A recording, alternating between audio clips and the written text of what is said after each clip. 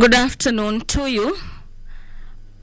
We welcome you to this live broadcast of the National Assembly on this 25th day of May. The year is 2022.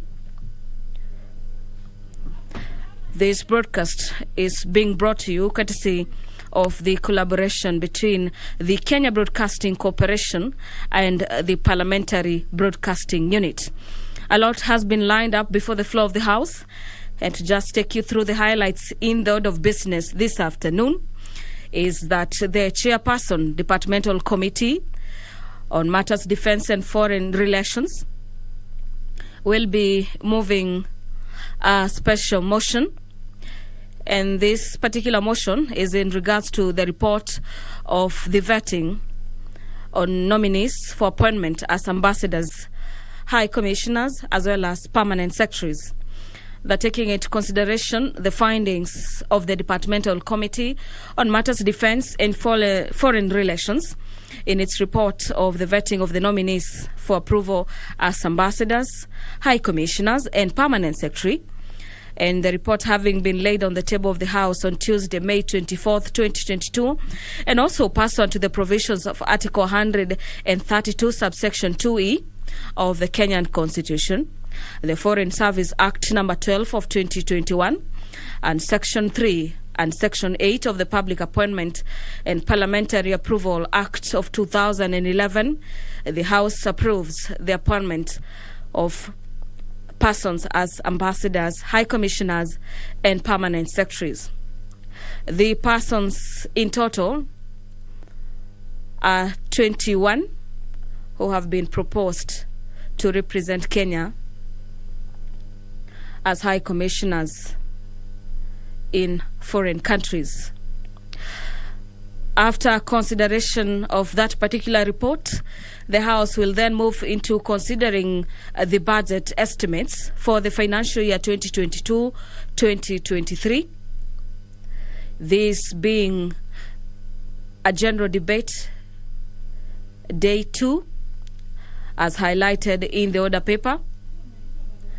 This morning, the House commenced debate on the budget estimates during the morning session. The motion seeks to have the House approve the issuance of monies from the consolidated funds to meet the expenditure during the year ending 30th June 2023, and this is in respect of the votes contained in the first schedule of the order paper under the Committee of Supply.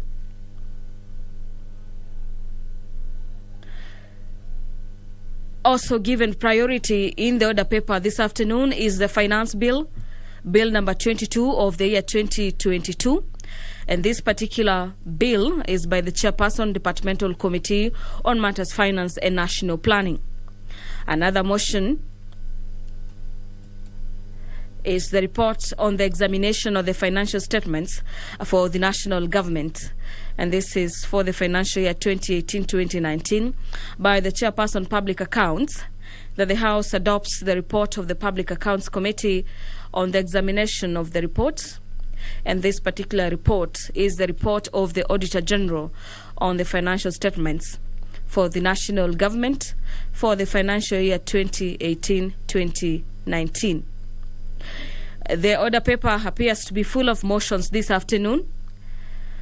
The implementation status on the report of a petition on irregular renewal of leases of land by the Del Monte Kenya Limited and eviction of workers from the land in Roysambu by the Kenya Defence Forces is another motion on the order paper this afternoon.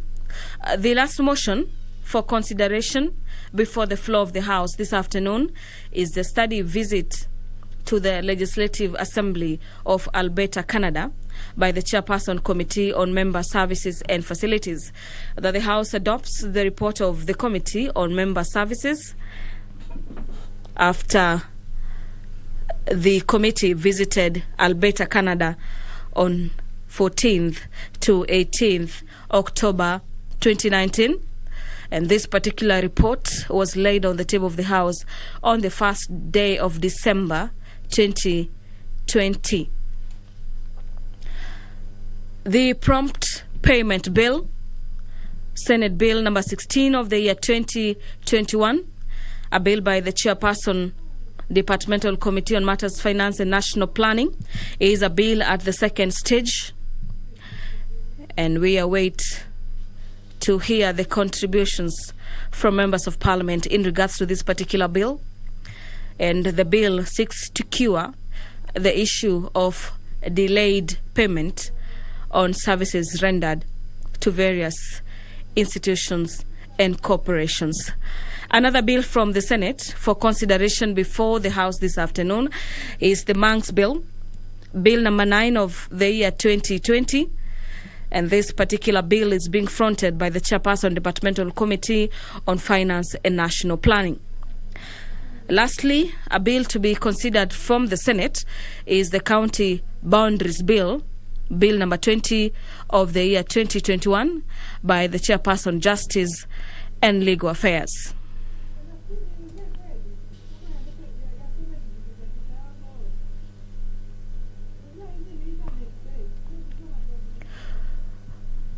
A couple of members of Parliament will be asking questions for reply before specified departmental committees. The first question given priority on the order paper this afternoon is a question by West Pokot County MP Lillian Tomitom, who will be asking the Cabinet Secretary for Interior coordination of national government, measures that have been put in place to curb the rising cases of insecurity at the borders of West Pokot, Turkana, Elgeyo Marakwet, Baringo, and Laikipia counties that have led to the loss of lives as well as destruction of properties, particularly in the recent cases that claimed lives in the recent past. Her questions will be replied before the Departmental Committee on Matters National Security and Administration. The Speaker of the National Assembly, Honorable Justin Muturi, is in the chamber this afternoon. I'm now handing you over to follow up on the live broadcast. My name is Gladys Mungai. Enjoy your viewing.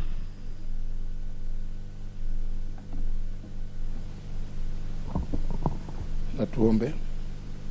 Ewe Mwenyezi Mungu, ambaye kwa hekima na mema wako umeteua nyadhifa za viongozi na mabunge kwa ustawi wa jamii na utawala wa haki wa wanadamu, twakusihi utusame kwa neema nyingi sisi watumishi wako ambao umerithika kutuita ili tutekeleze shughuli muhimu za jamhuri yetu. Twakuomba uteremshie baraka zako sisi tuliokutanika hapa, utujalie tuyatende na kuyafikiria mambo yote yatakayofikishwa mbele yetu kwa njia ya haki na uaminifu, ili utukufu na sifa zako ziendelezwe, na ili kustawisha amani, ufanisi na heri ya nchi yetu na wale ambao haja zao umezikabidhi mikononi mwetu. Amen.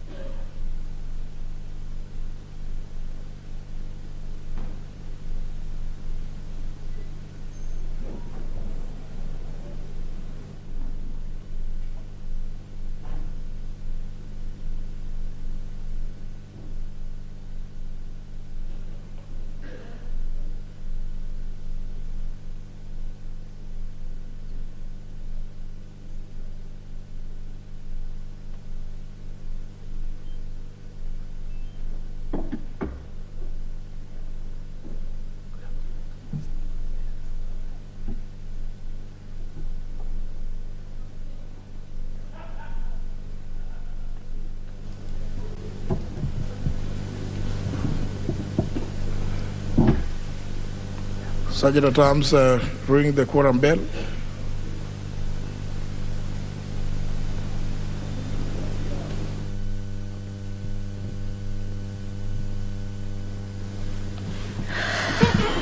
The House is this afternoon once again experiencing a repeat of the events as it was during the morning sitting.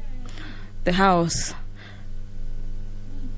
doesn't have the requisite quorum to commence business this afternoon, And so the Speaker of the National Assembly, Honorable Justin Muturi, has directed that the quorum bell be rung for 10 minutes. And this is to give some leeway to members of parliament to access the chamber this afternoon. According to the set rules, is that at any given time the House is sitting, at least 50 members of parliament must be in the chamber for the House to commence business. Okay. A look at the order paper this afternoon is that pursuant to Standing Orders 42A, subsection 5, members of parliament will be asking questions. And to just highlight further questions by Honourable Member for West Pokot County, Honourable Lillian Tomitom, who has questions directed to the Ministry of Interior and Coordination of National Government. Apart from getting to understand the measures that have been put in place to curb the rising cases of insecurity at the borders of West Pokot, Turkana, Elgeyo Marakwet, Baringo and Laikipia counties, the Honourable Member will also be seeking to understand could the Cabinet Secretary also outline the steps that the government has taken, and this is to address the increasing cases of insecurity in West Pokot County. And could the Cabinet Secretary outline the plans in place to assist those affected by insecurity, and in particular to relocate and resettle residents of Cheptelel area displaced due to insecurity along the borders of West Pokot and Elgeyo Marakwet counties. And this particular question also dominated the National Assembly proceedings yesterday, with members of parliament reacting to answers or response to a statement from the chair of the National Assembly Security Committee that had been sought by West Marakwet West Member of Parliament on insecurity in the region. The quorum has been achieved. I now hand you over so that we can follow up on the love proceedings in the chamber. Commence business. We now have quorum.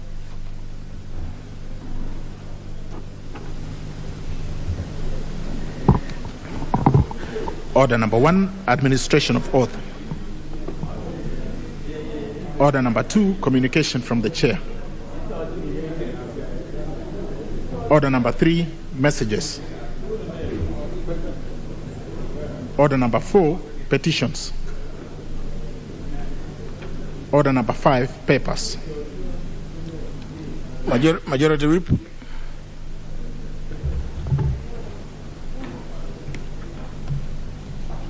Thank you, Honourable Speaker.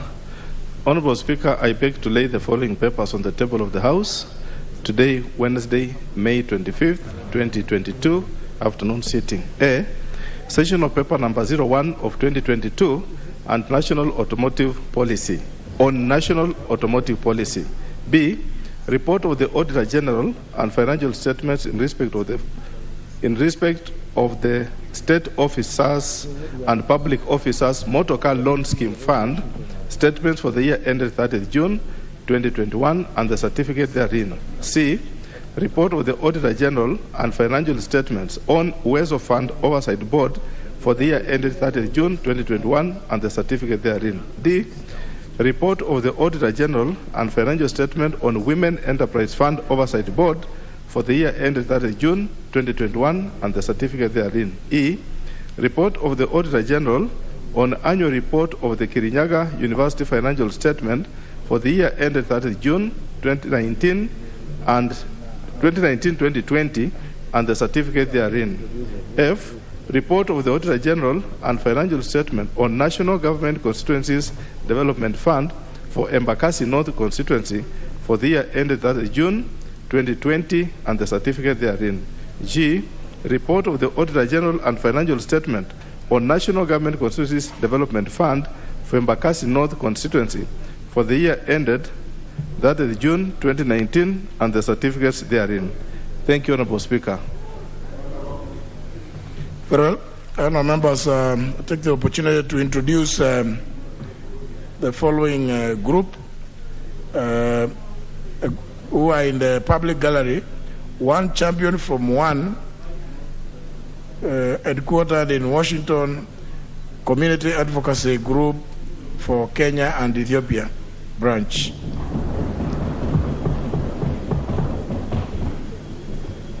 Next order.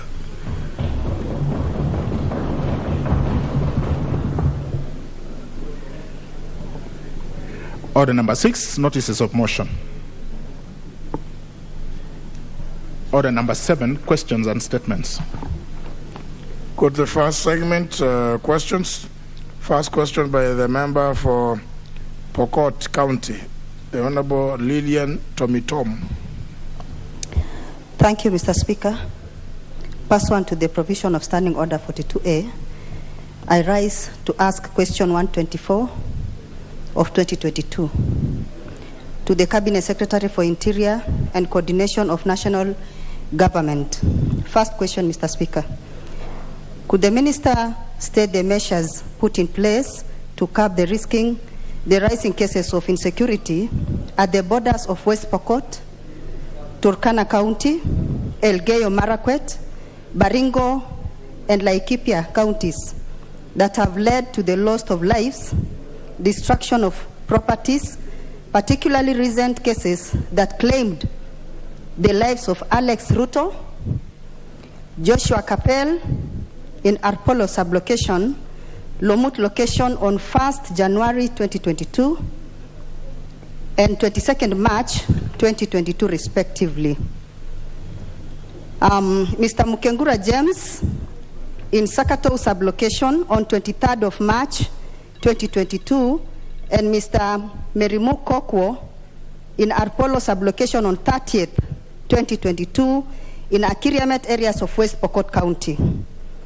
My second question, Mr. Speaker, is that could the Cabinet Secretary outline the steps that the government has taken to address the increasing cases of insecurity in West Pokot County? Third but not least, could the Cabinet Secretary outline the plans in place to assist those affected by insecurity, and in particular to relocate and resettle residents of Cheptulel area displaced due to insecurity along borders of West Pokot and Elgeyo Marakwet?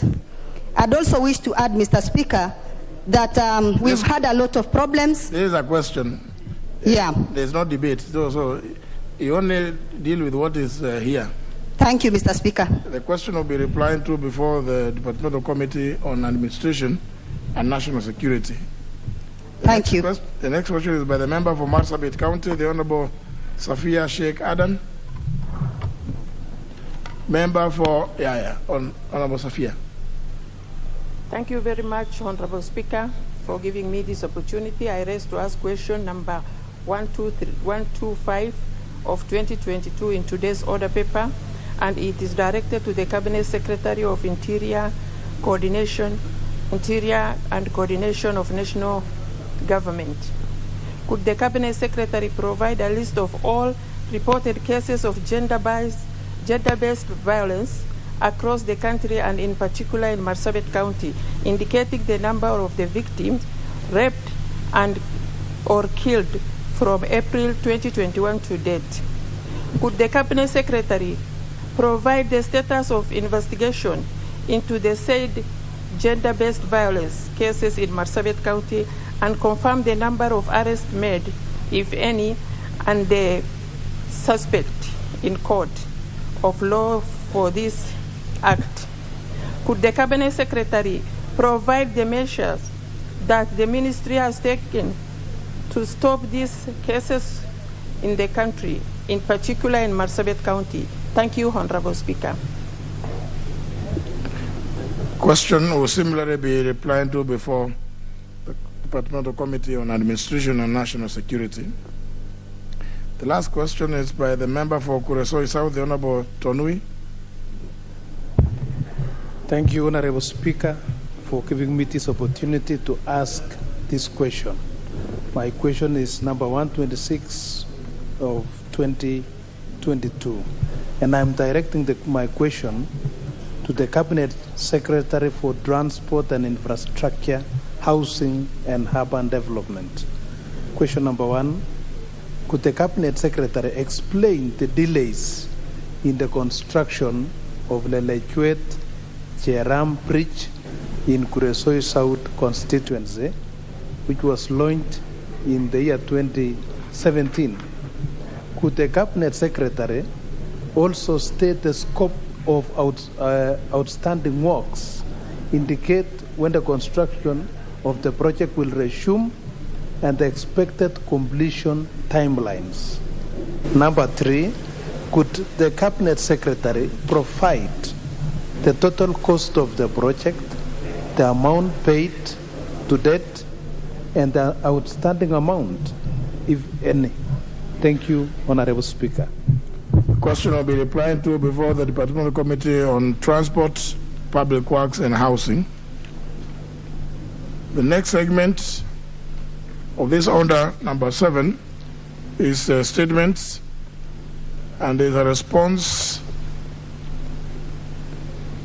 to a request for a statement by the Honorable Eden Duale from the Departmental Committee of Justice and Legal Affairs.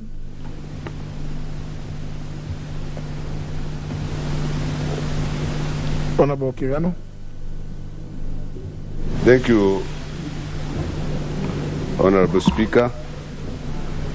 This is a response to the request for statement by the Honorable Aden Duale regarding the appointment of the chairperson of the Assumption to the office of the President. Honorable Speaker, on 11th May, the Honorable Member sought a statement pursuant to Order 44 regarding the appointment of the chairperson of the Assumption to the office of the President. The statement was subsequently committed to my committee for consideration and response. In particular, Honorable Speaker, the member sought to be informed on the steps taken to ensure that the leadership of the committee is put in place in time. Honorable Speaker, having considered the statement, I wish to respond as follows. By, firstly, through a letter, which is now a document before this House, by the head of civil service, Mr. Kinyua. It is noted the thrust of the letter of the request is to seek comprehensive response to the question of the chairperson of the Assumption of the office of the President Committee. In this regard, we set out the background to the matter as follows. 1, Article 141 of the Constitution provides for the assumption of office by the President-elect. Article 142, Sub-Article 1 provides that the swearing in of the President-elect shall be in public before the Chief Justice or, in his absence, the Deputy Chief Justice. The President-elect assumes office by taking and subscribing the oath of affirmation of allegiance and the oath of affirmation for the execution of the functions of office as prescribed in the third schedule to the Constitution. And Article 141, Sub-Article 2, the President-elect shall be sworn in on the first Tuesday following the 14th day after the date of the declaration of result of the presidential election, if no petition has been filed to challenge that election, or B, the 7th day following the date on which the court renders a decision declaring the election to be valid, if any petition has been filed to challenge that election. Sub-Article 4 of that article provides that Parliament shall by registration provide for the procedure and ceremony for the swearing in of the President-elect. In this regard, Parliament enacted the Assumption of the Office of the President Act 2012. Under Section 5 of that Act,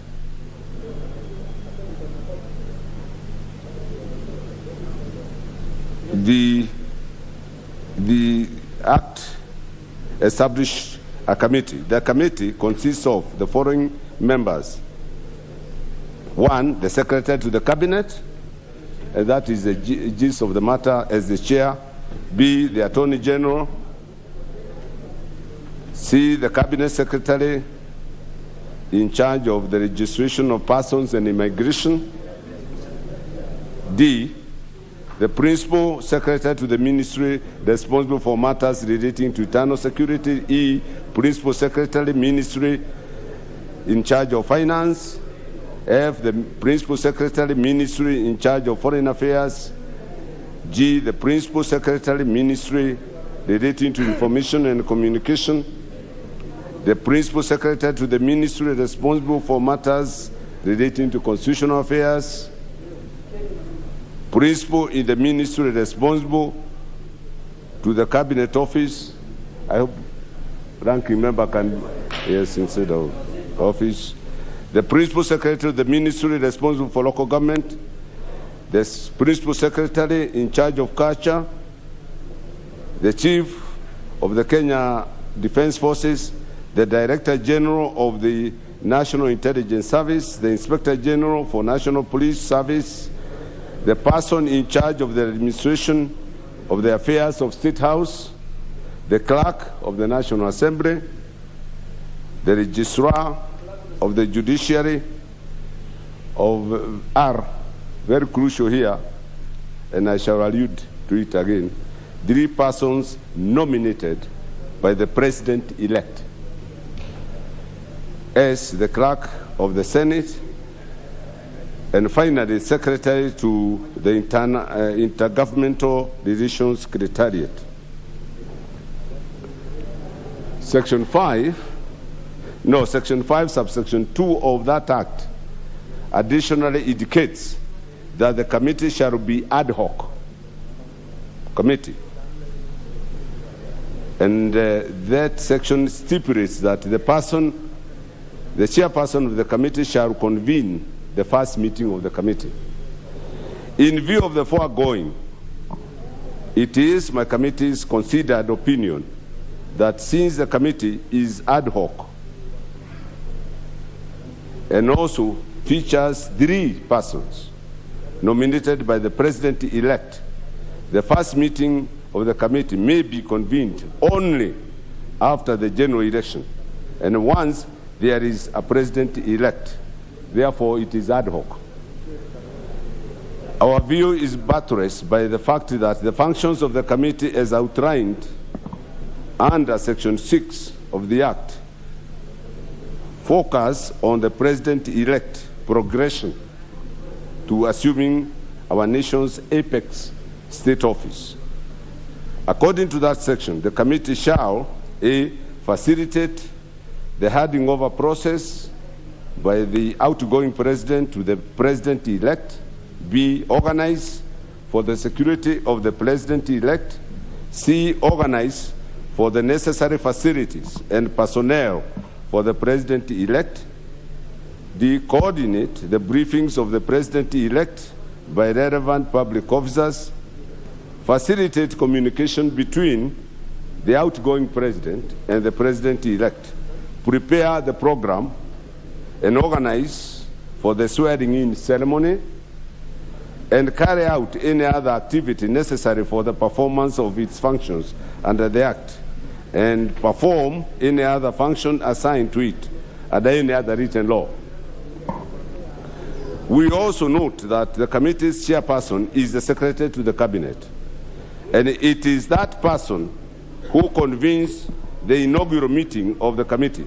However, at present, there is no substantive holder of that office to the cabinet, secretary to the cabinet, and the head of the public service. Both, there is no substantive appointment under any law. And therefore, the head of public service has been serving as the acting secretary to the cabinet. In that capacity, please don't answer, let me answer you. Don't keep on interrupting me. Please, Mr. Speaker, can you protect me from ranking member? Yes. In that capacity, he appears to know everything.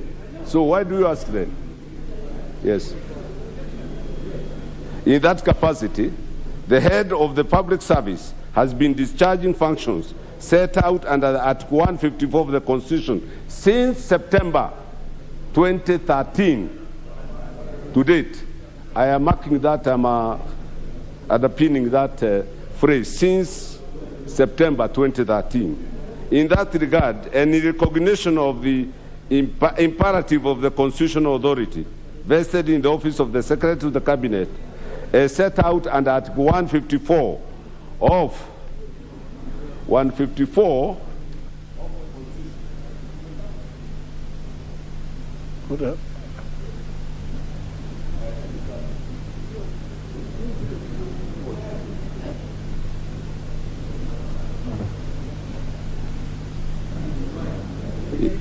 Thank you. It is further notified that Section 43 of the interpretation, for the sake of the ranking member, Section 43 of the interpretation and the general provisions provides that where there is, and I quote it extensively, where a written law confers a power or imposes a duty on the holder of an office as such, then unless a contrary intention appears, the power may be exercised and the duty shall be performed by the person for the time being holding that office. In the circumstances and in keeping with the precedent set out in the year 2017, following the 2017 general election and the subsequent repeat presidential election, the person who is currently performing the functions and the duties of the office of the Secretary to the Cabinet will dutifully and in fidelity to our Constitution and other laws of the Republic serve as the chairman of the committee. Mr. Honorable Speaker, additionally,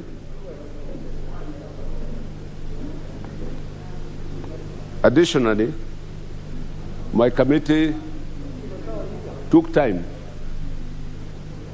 to add to what Mr. Kijo had done in this way. Honorable Speaker, the assumption of the office of President may only be convened after the general elections and declaration of results. This is because Section 5R of the Assumption of Office of the President Act, I shall refer to it as the Act, provides that 3 persons nominated by the President elect to be part of that committee. Further, the head of civil service stated that he has been discharging the functions of the Secretary to the Cabinet from September 2013 to date, as there is no substantive holder of that office. This is premised on Article 259(3) and B of the Constitution, which provides as follows. Every provision of this Constitution shall be construed according to the doctrine of interpretation that the law is always speaking, and therefore, among others, a function or a power conferred by this Constitution on an office may be performed or exercised as occasion requires by the person holding the office. B, any reference in this Constitution to a state or other office, public office or officer, or a person holding such an office includes reference to the person acting in or otherwise performing the functions of the office at any particular time. Mr. Speaker, Section 43 of that Act, of the Interpretation and General Provisions Act, Cap 2, in our laws, provides, Section 43, where a written law confers a power or imposes a duty on the holder of an office as such, then unless a contrary intention appears, the power may be exercised and the duty shall be performed by the person for the time being holding that office. It is thus clear that the head of the public service, who is currently performing the functions and the duties of the office of the Secretary to the Cabinet, established under Article 154 of the Constitution, shall serve as the chairperson of the assumption of the office of the Presidential Committee to be once the general election has been held and a president-elect declared.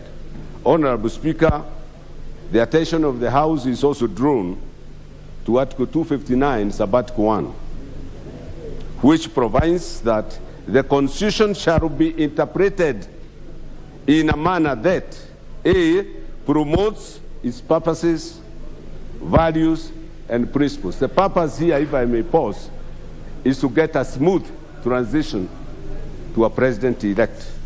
B, it is not who is administering that office. It is to get the president-elect smoothly take office. B, shall also be interpreted in a manner that advances the rule of law and the human rights and the fundamental freedoms of the Bill of Rights. C, permits the development of the law. And D, which is more important, I had pinned this, contributes to good governance. If there is no swearing in because of lack, formality of there not being a secretary or a chairperson, substantively appointed, then would that really be good governance? It will create some constitutional crisis unnecessarily. So you are beholden under the Constitution to ensure that you interpret every clause to contribute to good governance. The position taken by the head of civil service and therefore the government is proper and lawful and is buttressed by the premise of two constitutional law principles and doctrines. One, there is a doctrine called acquiescence, that the very person who transited the government in 2017, right, without any qualms, is now today, 5 years down the line, being questioned. Whoever, the ranking member, has been sitting on his rights for 5 years, and the occasion now arises. I am just putting this. Let him finish. Let him right? finish. Without any qualms. Acquiescence works like the bands. Acquiescence works like the bands of marriage, right? Where in Christianity, right, you are asked to raise a query. Since 2017, no query has been raised on this score. B, I am not saying it is right, but B, what is not specifically in law, another principle, what is not specifically forbidden, it is right, Mr. Speaker, that what is not forbidden by law is allowed. Whatever is not, the Constitution does not specifically outlaw, in law is a principle of law, is a principle of constitution, that what is not prohibited is allowed. Mr. Speaker, finally, the House, if it deems it fit to do so, may amend the Assumption of Office of the President Act to provide for the person to act specifically to do so. Thank you very much.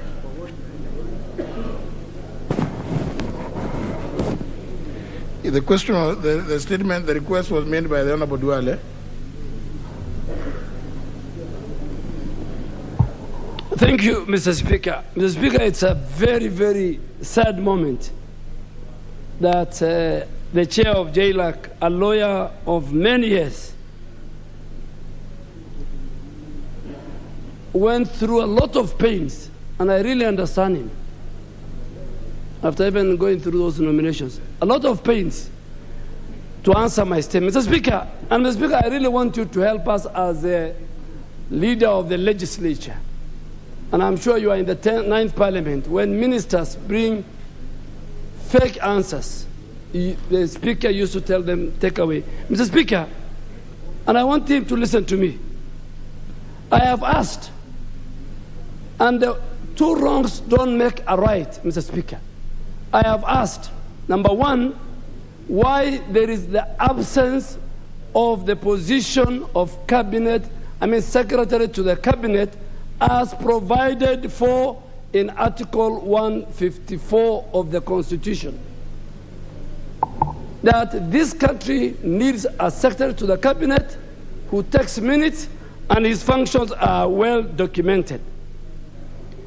And Mr. Speaker, if you allow me, the functions of the secretary to the cabinet, among other things, is have in charge of the cabinet office, be responsible, subject to the direction of the cabinet, for arranging business and keeping minutes of the cabinet, convey the decision of the cabinet to the appropriate persons or authorities, have the functions as directed by the cabinet, and the secretary to the cabinet may resign from office. Mr. Speaker, you included, myself included as a member for Township, Garissa Township, we took an oath to defend this Constitution. And Mr. Speaker, the Constitution in Article 2 says, the Constitution is the supreme law of the Republic and binds all persons and state organs at all levels of government. No person, that is number 2, may claim or exercise state authority except as authorized under this Constitution. Mr. Speaker, it's Section Article 2 of the Constitution. Mr. Speaker, this House, in its wisdom,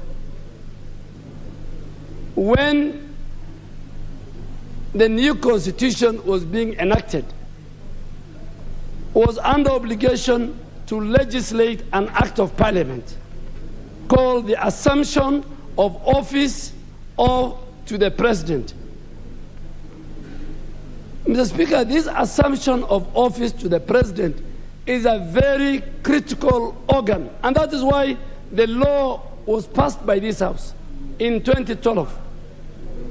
What was the objective, the spirit, and the purpose of that act? Mr. Speaker, it was that during elections, after all processes, including going to court, the moment we have a president-elect, Mr. Speaker, a committee called Assumption of Office is created by law.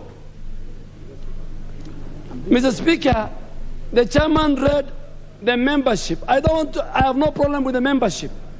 The membership includes the 2 clerks of the House. The membership includes a number of principal secretaries. The membership includes the chief of the defense forces. The membership includes the Inspector General of Police. The membership includes the Director General of the National Intelligence Service. Now, Mr. Speaker, the chairman. Now, Honorable Dwele, I'll interrupt you. Other members, those who, the member for Kitutu Church North, I'm sure he wants to rest a bit. And this one who has his back to me, the member for Ugenya. Now, honourable members, I've interrupted the Honourable Dwele because there's some, I don't know whether all of you are in possession of a supplementary order paper. This has been necessitated by the need to be able to put the question on the consideration of the budget estimates for the financial year 2022-2023, whose general debate happened this morning and was concluded. And what remained is for the question to be put, which will then unlock the other processes of supply. So I interrupt the Honourable Dwele to just interpose briefly between order number 7, second segment, and order number 8, so that we can clear this one. Call out.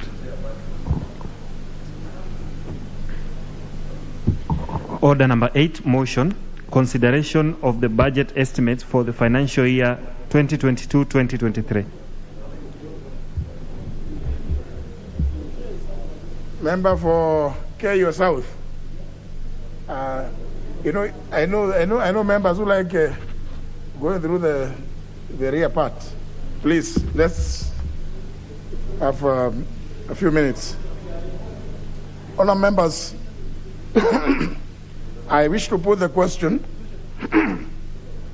which is that this House adopts a report of the Budget and Appropriations Committee on the budget estimates for the national government, the judiciary, and Parliament for the financial year 2020-2023, laid on the table of the House on Tuesday, May 24, 2022, and pursuant to provisions of Article 221 of the Constitution, Section 39 of the Public Finance Management Act of 2012, and Standing Order 239, A, approves the issuance of a sum of Kenya shillings 2,103,838,811,446 from the consolidated fund to meet the expenditure during the year ending 30th June 2023 in respect to the votes contained in the first schedule to the order paper,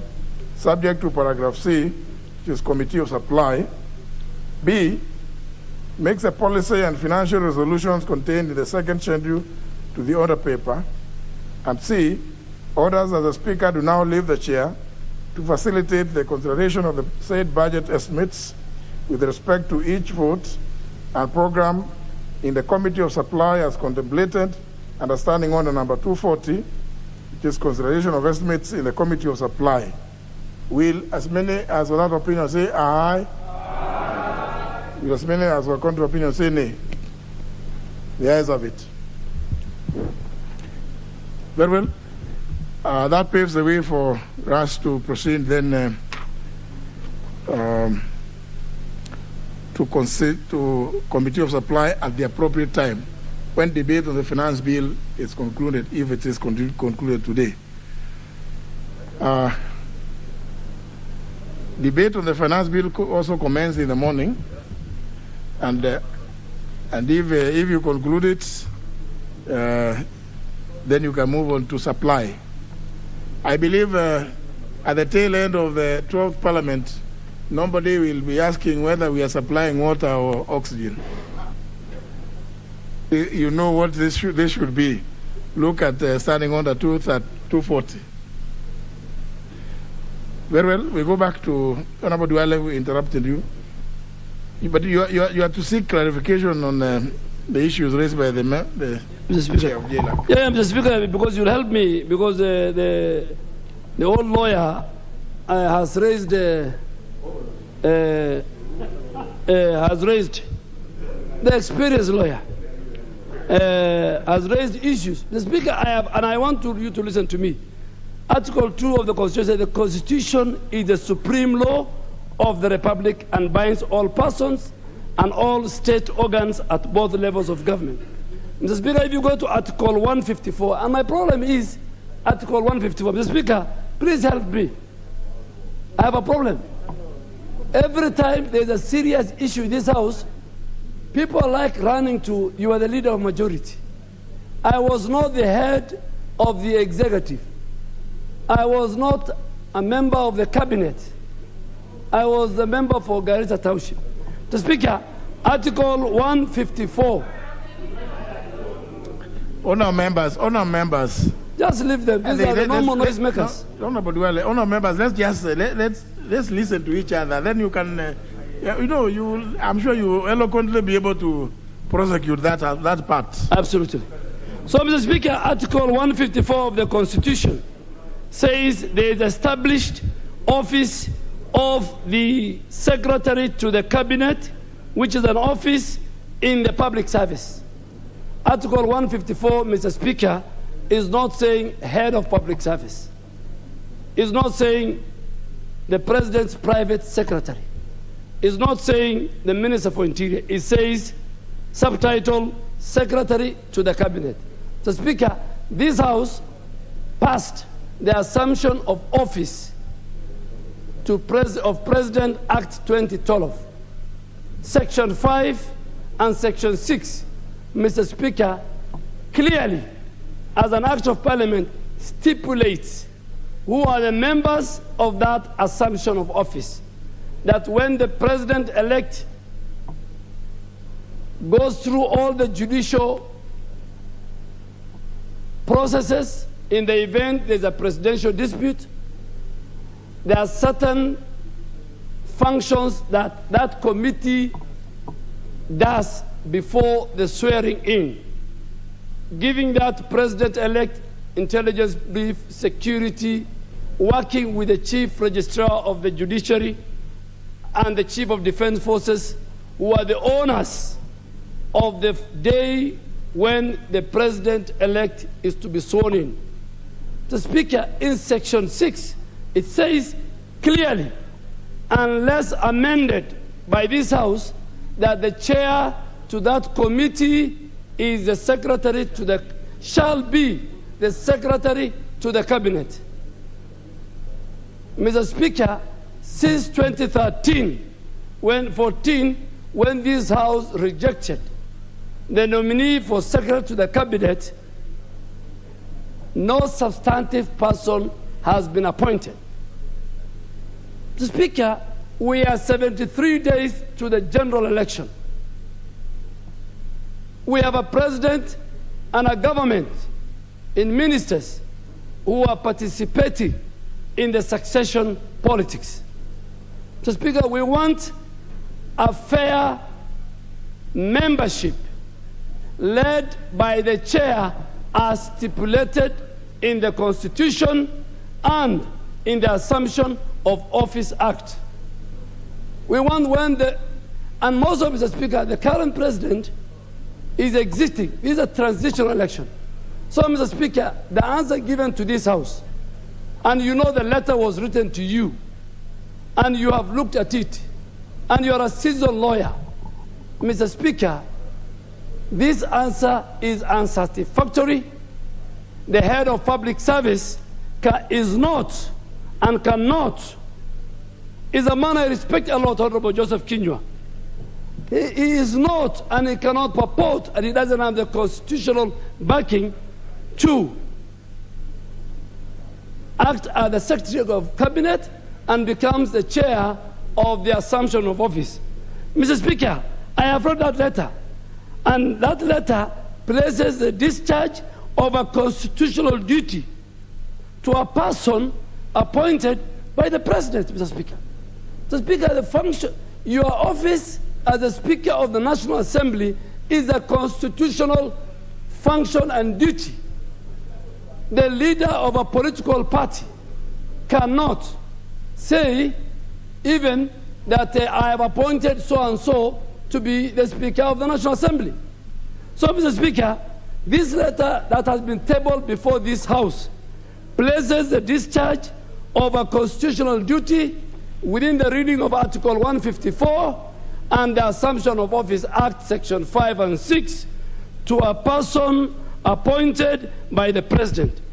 And if we follow, let's example, because this is a president who has violated with impunity the rule of law, then there is no need to have cabinet ministers in this country. The president can even appoint his county commissioners to act as the Minister for Interior, his county commissioner to act as the Minister for Finance. If the president can decide to appoint any Tom, Dick, and Harry to a constitutional office and duty, like the Secretary to the Cabinet, to any person, then, Mr. Speaker, I want you to guide this House that this answer violates the oath of office that we have taken. It is even fair just to say, and what did we ask?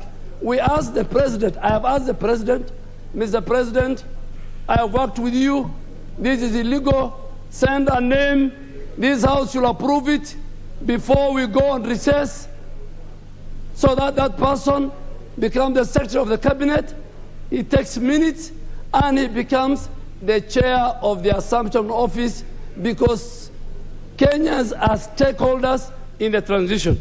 So, Mr. Speaker, these issues have not been canvassed, and it's illegal, and Mr. Speaker, it is not whether it was 2013 or 2014. The head of public service cannot replace Article 154 of the Constitution that establishes the Secretary to the Cabinet.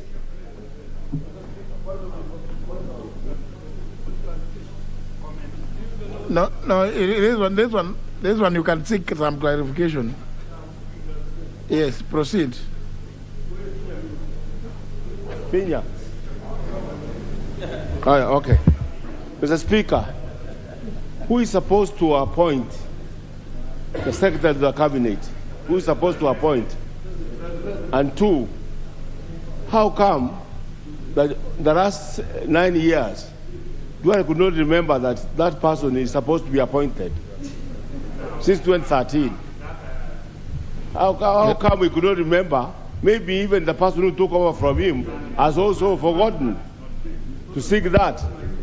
Very well. Honorable Jimmy Angwenyi is seeking clarification, and it is good. But as to the issue of memory loss, if at all, I may not be of assistance.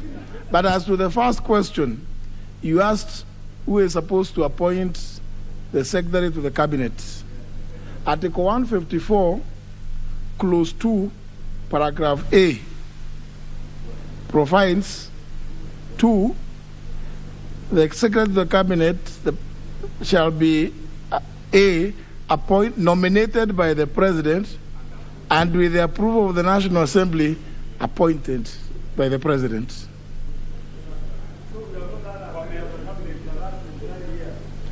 Well, since September, when you as a House rejected one nominee, Dr. Monica Juma, that is what is in that document which the Honorable Muturi Kegano has tabled.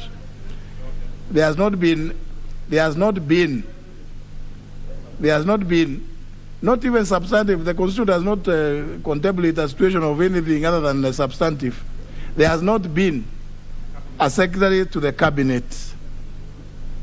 And therefore, if anybody has been writing letters purporting to be such officer who has not been approved by this House, then that communication is null and void for intended purposes.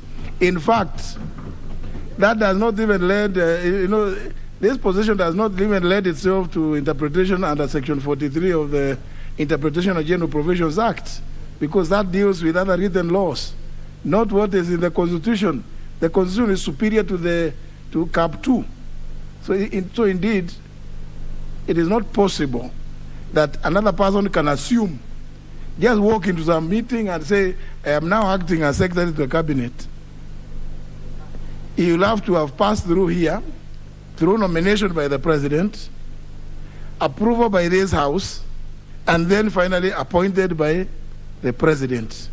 So about the memory loss, I may not address that. Maybe you can discuss that with the Honorable Duale. But this other one, I think it's fair to no.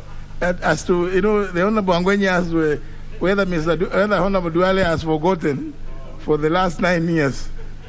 That I think the Honorable Duale can answer. But you purported also to indicate that the Honorable Kimunya might have inherited also memory loss. The Honorable Jimmy Angwenyi said that even his successor appears to have also lost the memory. So the Honorable Kimunya is telling you that he hasn't, he has not forgotten. The Honorable Wangwe, you. Thank you very much, Honorable Speaker. Honorable Speaker, I wish to walk in your footsteps of guidance the way you've done. But Honorable Speaker, I wish maybe to find out from Honorable Duale. He wants to come out of not having been of help to the President. At the same time, Honorable Speaker, he is saying the President has been his friend and he has been advising him. Therefore, Honorable Speaker, my take to this, Honorable Speaker. Allow the Honorable Wangwe to make his point. My take, Honorable Speaker, is in line with Article 108, which is the only article that, Honorable Speaker, establishes the office of the Majority Leader. And Honorable Speaker, Honorable Duale having been nominated through the same party. And Honorable Speaker, the article explicitly talks about. Let me finish, Honorable Duale. The article, Honorable Speaker, allowing him to be the leader of the majority party in the House, Honorable Speaker, is in order, therefore, Honorable Speaker, to deviate and say he cannot associate himself that now the President did not nominate the Secretary of the Cabinet for the last 9 years. Is in order, Honorable Speaker, to run away from his responsibility when he was in the office, Honorable Speaker. I think we are going to lose. We are going to lose this matter. This is seeking clarification. You should be seeking clarification from the Honorable Muturi Kegano, because it is easier. It is easier for him to clarify.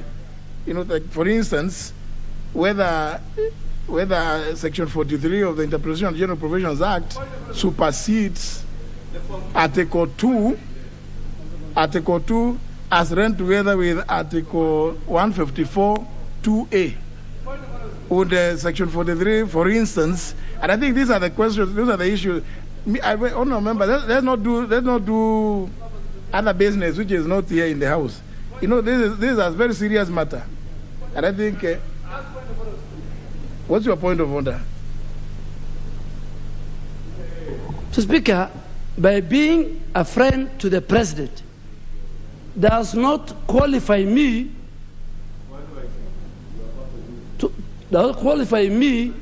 to carry the constitutional role of the President of sending a nominee to the Secretary, to the Cabinet.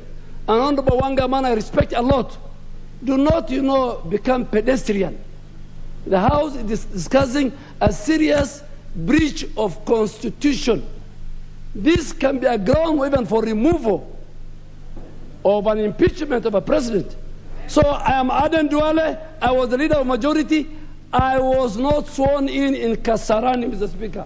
I was sworn in this House as a member of Garissa. Well, I see the leader of majority. Of course, no. Please. Have you suddenly forgotten the provisions of Article 108? He has precedence over all of you.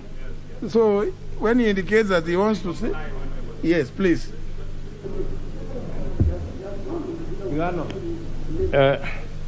Thank you, Honorable Speaker. Honorable Speaker, I've listened very carefully, and now that we are looking at Article 154, I would want, as the chair of JLAC is responding, to perhaps also consider taking this into account. One, there was a substantive secretary to the cabinet who was appointed in 2013, and that was Francis Kimemia. And if I look at 154, basically it says they established the office of secretary to the cabinet, and he shall be nominated, and with the approval of the National Assembly, appointed by the president, and may be dismissed. And then it also describes basically what the functions of the secretary are. And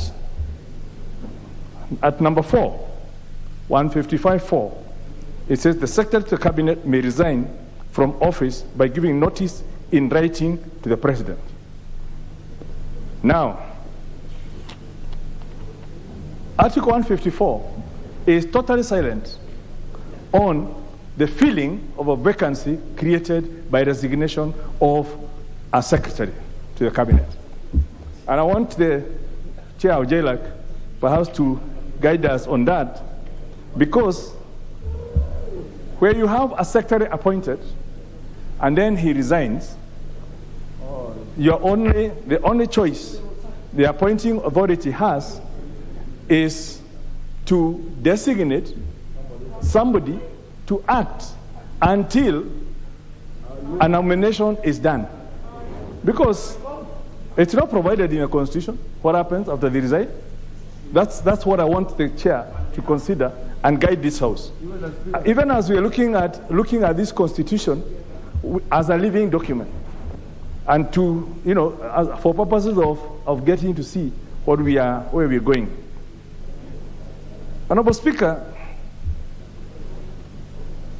assuming we had a secretary to the cabinet today who has gone through the 154(2)(a), and that secretary resigns on the 10th of June, after this house has taken the Synod recess.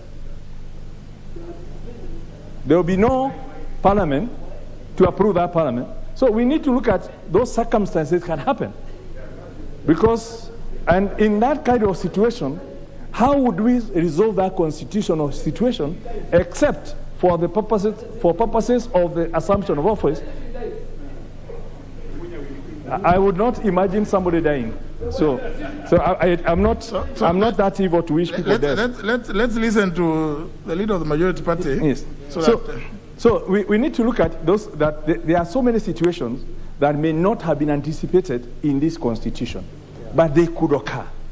We could actually have a person properly nominated, sitting as Secretary of Cabinet, waiting to, or even having started to do the business of chairman of the Assumption of Office committee, and then resigns just before the election or when there's no parliament to approve a new one. In that case, who would actually conduct the function of chairman of that except a person in an acting capacity? So there's nothing illegal, there's nothing wrong with having an acting person until this house has completed its role of approving a nominee. Until the president has nominated, until the president has nominated, whoever is there must continue acting, because that's what is anticipated within the Interpretation and General, and General Provisions Act, which I believe is what says that if one office is, if the occupant of that office is not there, the person acting shall hold the full powers. Mr. Speaker, we have elected one speaker and one deputy speaker. When you're not on the chair, and when you're not on the honorable deputy speaker is not on the chair, and the first chair of the speaker's panel is on the chair, the house is able to conduct the business of this house in totality, without having to say that they were not elected by the members because in the same way as the Speaker or Deputy Speaker as provided in the Constitution. So I think even as we are talking, I wanted to Chair Ujelak to look at all those things and guide us, because as far as we are concerned, we could be causing unnecessary panic, not just to Kenyans, but even on a global basis. Right now, everyone is worried, is Kenya going to hold elections? Is Kenya going to hold some credible elections? Are we going to have tensions? It doesn't help that we are also working in a situation where there's global turmoils. All currencies are crashing against the dollar. We are going to be affected as well. Investors are moving their monies from where they feel there's safety. And I'm not digressing. I'm saying any utterances we make here, any issues, any statements we make from the floor of this House, we are not just talking to ourselves here. We are not talking interfaction.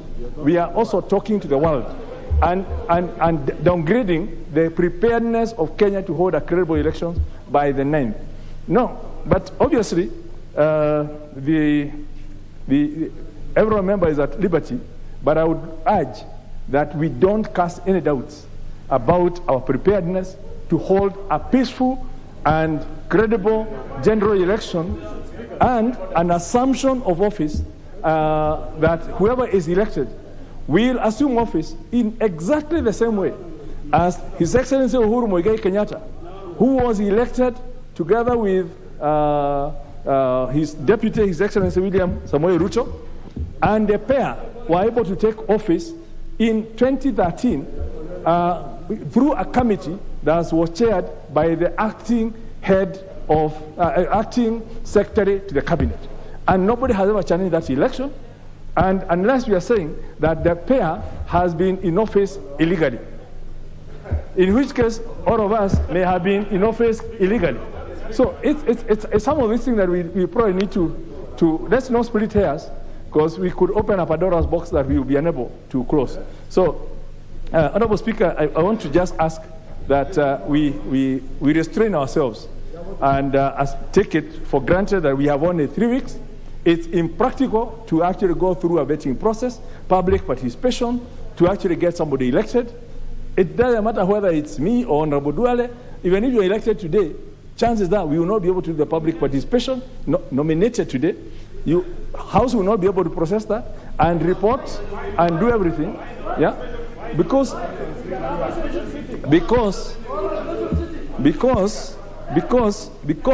of the time, and in a case, like I said, and in a case, the issue is, if we want to get a place, what is the role of at what point does an acting person become illegal, right? Because their role will only finish when a substantive person is nominated.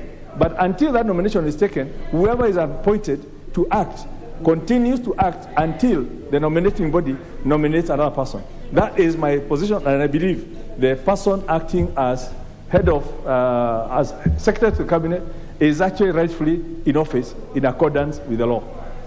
Sorry, honourable members, because sorry, let me just tell you how to proceed. Don't bother raising your hand up. I'll give each one, but let me follow the way you have made your request.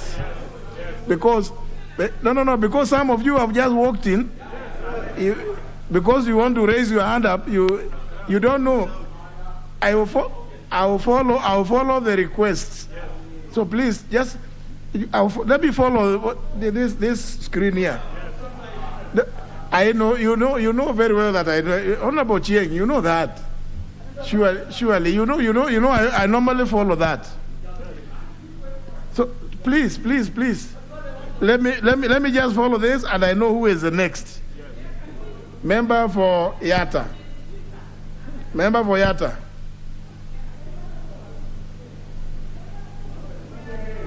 You're step next. Yeah, thank you, Mr. Speaker. Mr. Speaker, I wanted to give the way forward. I think only yesterday or last week, you did give a ruling that because of the remaining time before this House goes to election, the business which shall take priority is business by leader of majority and or minority.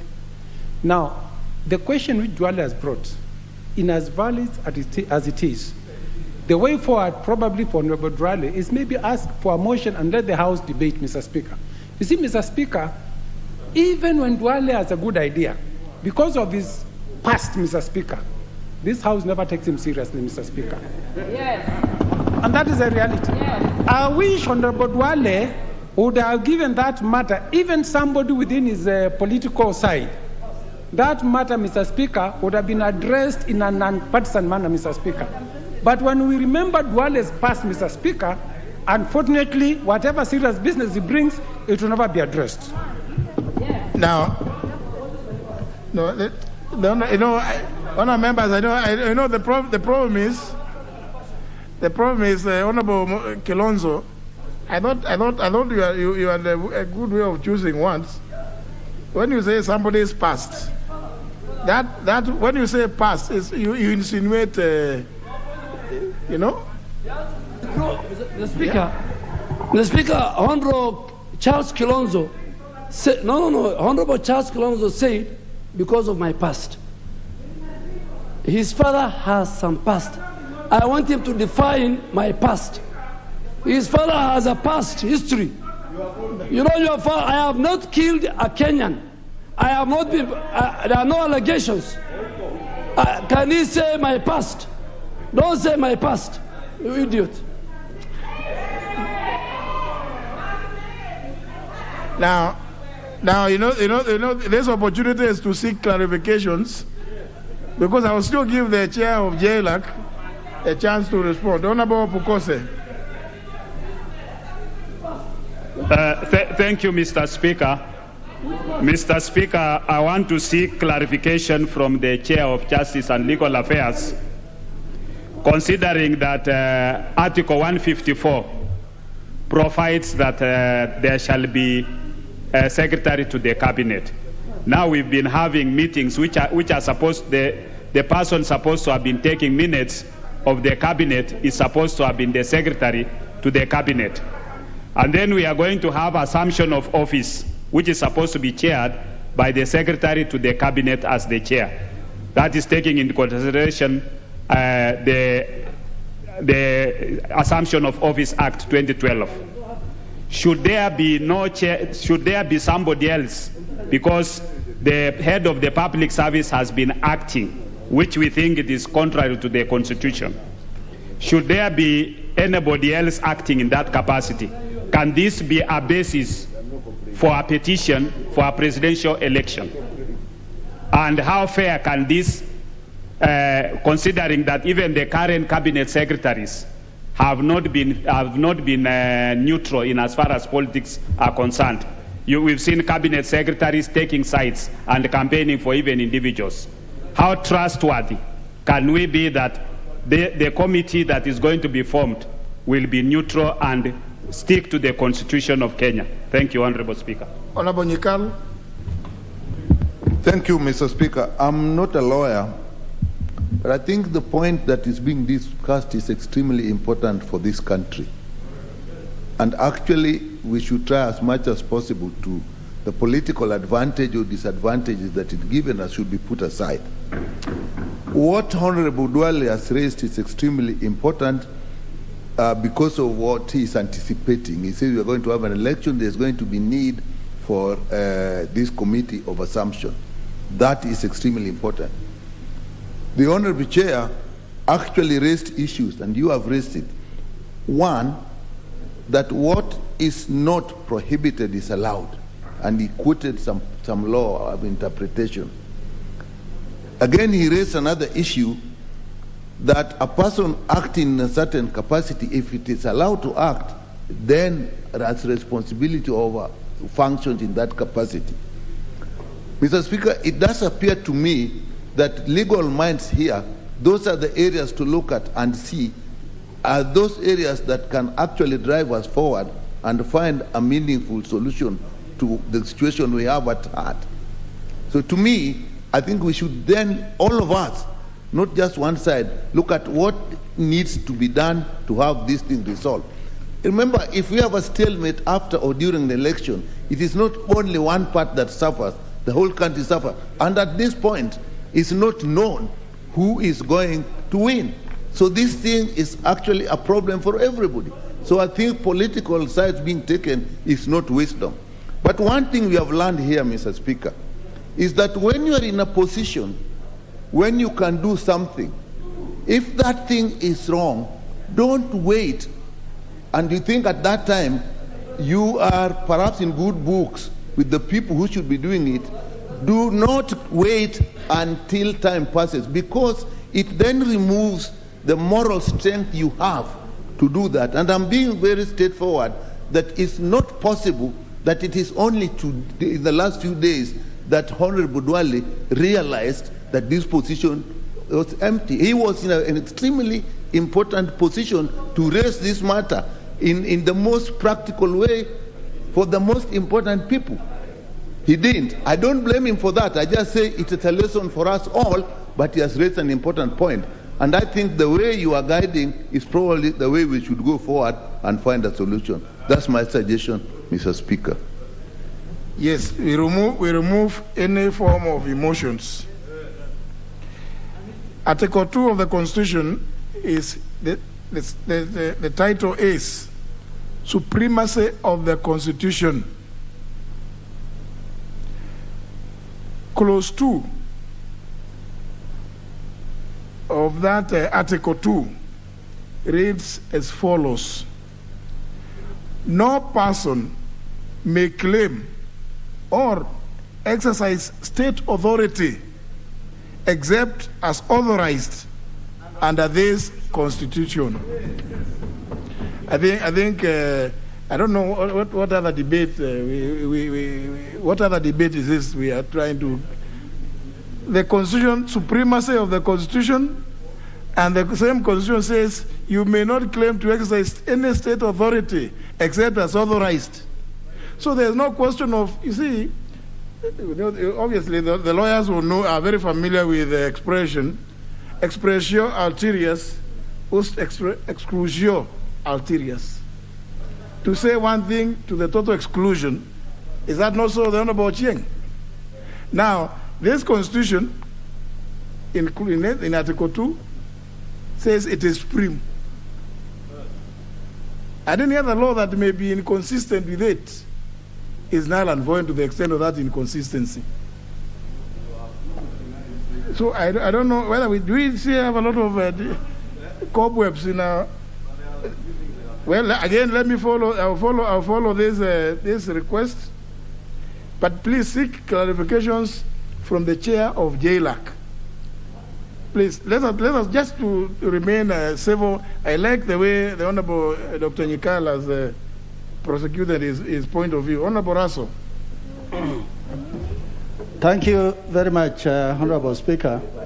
Honorable Speaker, I also want to add my voice to this particular feedback from Chairman JLAC. I think, as you have said, the Constitution is the supreme law of the land. No other law can be enacted or enforced that is not consistent with this Constitution. Honorable Speaker, we are not here as legislators to apologize for the executive. I think in this particular instance, the executive have slept on the job, and we are trying to buttress and also try to give reasons why the executive failed. I think we are not here for that reason. Like you have rightly said, we have to be sober to this. From my experience, in 1982, there was that attempted coup of August 1982. And we were able to secure the borders, including the airport. Among the people who are trying to run away with their suitcases with money and families were members of parliament and ministers. So to actually guard against that, any member can stand in his place in this house to raise a matter of concern to the people under Article 95. And there's absolutely nothing wrong. What Honorable Duale is actually telling this house, I see there is a lacuna. There is an election. The president who is in office is leaving. Anybody could be elected. What arrangements are in place for succession of that leadership? I think it's not asking for too much. Today, the two front runners, His Excellency William Ruto and His Excellency Raila Odinga, should be getting some briefs, because any of them can be the president of Kenya come August. But that is not happening. And we also know who is the front runner. I don't have to say that.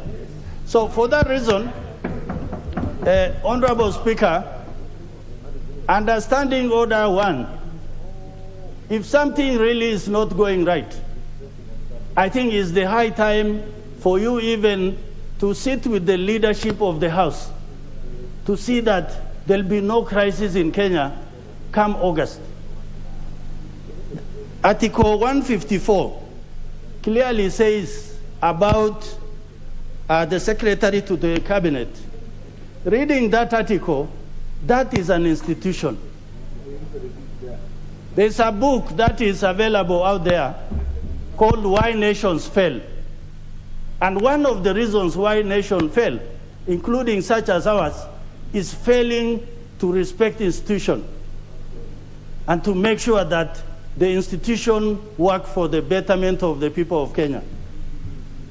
Honorable Speaker, with those, what we want to hear from JLAC is not assurance, but in black and white. Honourable members, why?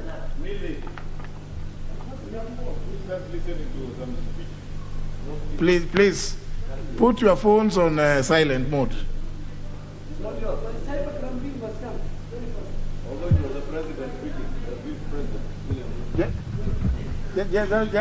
Just please put your phones on silent. I'm sure the rest you can enjoy when you get the moment you step out.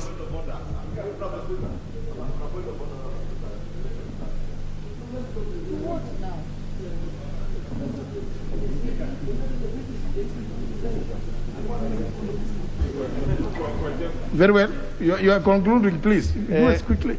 Now we need to go to business. I'm concluding, Honorable Speaker. So, Honorable Speaker, the feedback we want from the Chairman JLAC is what arrangement is in place for succession.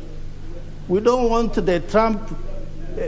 America is a first world democracy. It's a country we all copy. But there was about to be crisis in America because Trump refused to hand over. So the Constitution must protect the people of Kenya. Thank you, Honorable Speaker. Honorable Chieng. Thank you so much, Mr. Speaker. Mr. Speaker, I would seek a clarification, even as I also just add my voice to this, and also say that the issue on the floor, Mr. Speaker, is not any sided issue. It's a great issue of concern, in my opinion. In 2014, Mr. Speaker, you on the chair sitting on today, and I'm not afraid to say, I raised this issue of appointment of the secretary to the cabinet. But the then leader majority told me that is an urgent matter. In fact, I even got calls from very high quarters. Why are you asking these issues that are not very important at this point in time? The Speaker, this is not a thing I'm making up. You can check it on the answer. I raised a question on this floor about why the president had not appointed the secretary to the cabinet. 2014. So, and of course, we know who was leading the majority at that time, Mr. Speaker. Now, where we are today, Mr. Speaker, the issue is not who is right or who is wrong. The issue is, Mr. Speaker, and as was raised by the person who raised the statement, is, are we following the law? Because one right, one wrong, two wrongs do not make a right, Mr. Speaker. Are we following the law?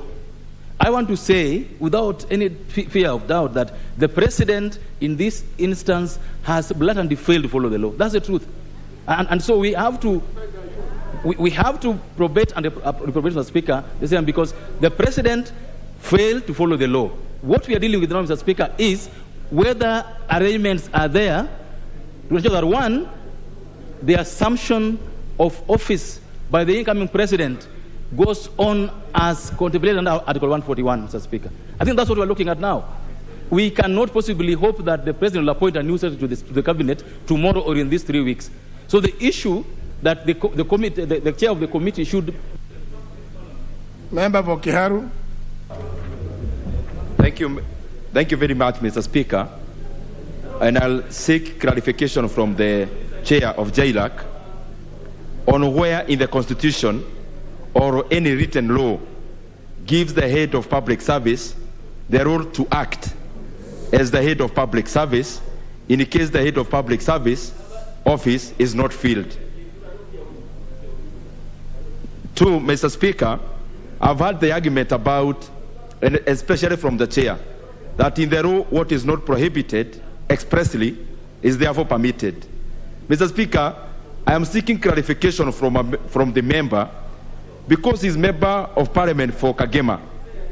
Does that mean then that his roles can be taken over by the CDF chair in case he's not there to undertake those roles, Mr. Chair, because that is not expressly prohibited by the law? Also, the argument from Honorable Kemunya, the leader of majority, that Mr. Francis Kimemia was appointed then to be the secretary of the cabinet. If you are talking about acting, then the person who should be acting is therefore actually Kimemia himself, not the current person who is purporting to act, because he was then the substantive, and because both anyway are serving in the public sector or in government. Mr. Speaker, we need to take this matter very seriously, and especially when we have a president who is totally sided and conflicted and has a project, Mr. Speaker, when we have an election this year. And especially also when members of the Assumption Committee, some of the very serious members, like the PS for Interior, is totally out there campaigning for the project of the president who is actually supposed to have appointed the secretary to the cabinet. And lastly, the member for Emurwa Dikir. Thank you, Speaker. I also wanted to get this clarification, Speaker. Number one is a question which you have even asked yourself. Is the secretary to the cabinet in office? Is he in office? If not, Mr. Speaker, who is acting in that office? And through what process that he has been made to act in that office? Mr. Speaker, number two, can the president appoint anybody to just act in that office? Which powers has the president or the president has to appoint anybody just to act in that office? Number three, Mr. Speaker, can anyone sit in that committee, that committee we are talking about, Mr. Speaker, using the name of acting as a secretary to the cabinet and act as a cabinet secretary to the cabinet? Mr. Speaker, I want us to read Article 154, which of course is talking about the cabinet secretary. In reply to the question Honorable Kimunya said, that anybody can act. Mr. Speaker, Article 156 is talking about the Attorney General. Suppose the Attorney General die. Can the President appoint anybody, including even Kimunya, to act as Attorney General and discharge his duties as the Attorney General? Article 157, Mr. Speaker, talks about the DPP. If the DPP resign today, can the President appoint even the Speaker of this House to act as DPP and discharge the duties of a DPP? So, Mr. Speaker, I think that one you have to give us proper clarification, and the chairman for JLAC should give us clear answers. Who is supposed to be sitting in that office? Whether we have 2 days or 3 days to election, we need to know who is going to occupy that office and act or discharge duties as a secretary to the cabinet. Thank you, Mr. Speaker. Member for Nyando. I thank you very much, Honorable Speaker. I remember the Chief Justice Emeritus Mutunga did say that our constitution should be progressive when he was addressing the issue of gender.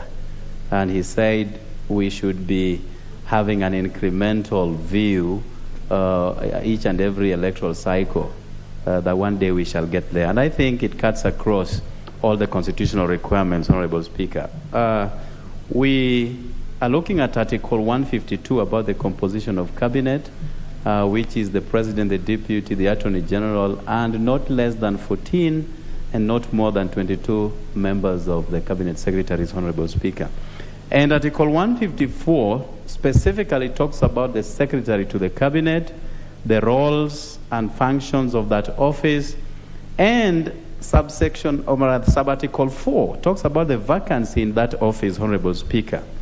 But going back to Article 152 talks about the President's power to reassign responsibilities to the Cabinet, Honorable Speaker. So we may have had a vacancy in this office, but I don't think anything stops the President from reassigning anybody that opportunity to serve within that office. And all of us are in agreement here that the roles of that office have continued to be exercised to this very day. I do not think there is a lacuna in terms of discharge of responsibilities in that office, Honorable Speaker. But again, finally, I think there was a proposal here some times back of a name by Monica Juma, who was brought before this House, but who was rejected by this same House that is now claiming that this office has been vacant for way too long, Honorable Speaker. So, Member for Kikuyu. Thank you, Honorable Speaker. And Honorable Speaker, allow me to just reiterate what the Honorable Nyikal has said, that as much as we want to point fingers at each other, at the end of the day, we should look at what is in the best interest of the country.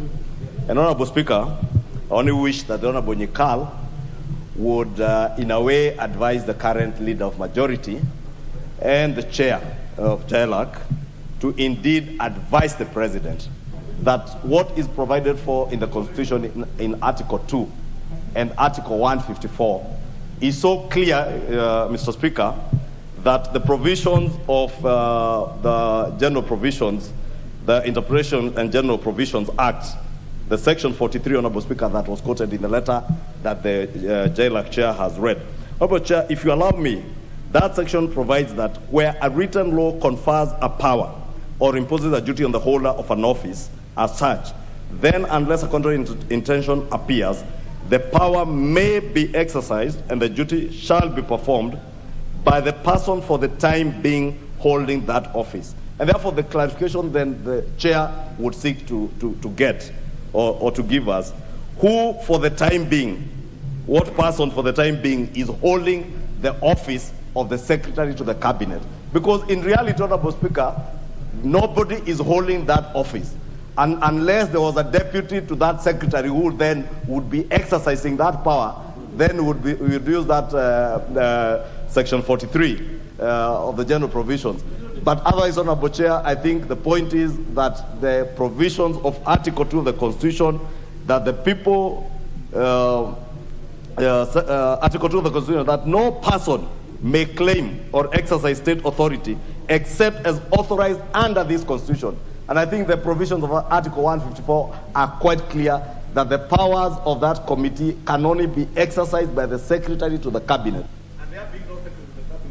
Member for Suba North. Thank you, Mr. Speaker. Mr. Speaker, I actually want to take a totally different approach. Mr. Speaker, this is not the first time this matter has come before this House. And for us to be serious as a House, we need to make a decision and move forward. Some of those issues are very factual issues. Whether the holder of the office is there or not is a factual issue. The issues in the Constitution are also factual issues. So it doesn't matter whether we speak for or against. Mr. Speaker, they are either legal or factual issues. So we can talk until the cows come home, but there still be factual legal issues. What I would want to request, Honorable Speaker, as the person who guides this House, give you a direction and let us move on with life. Because we have spent almost 1 hour yesterday, I think we spent 2 hours, I don't know. Every day this issue comes here, like we cannot make a decision on a very simple matter such as this. Really, as far as I'm concerned, and I want to be very simplistic, I don't want to speak as a lawyer, but from where I sit, I don't care whether we have a sweeper to the cabinet. I don't care whether it is a cleaner of the toilet to the cabinet, secretary to the cabinet. Let us deal with it and move to the budget. Every member here have very serious concerns about their constituencies that will be sorted when we deal with the budget and the finance bill. I request, Mr. Speaker, that you direct us so that we get into serious business. Thank you. Let's just hear from, let's just, oh gosh. Well, let me hear from the first chair of the Speaker's panel, the Honorable Soipan.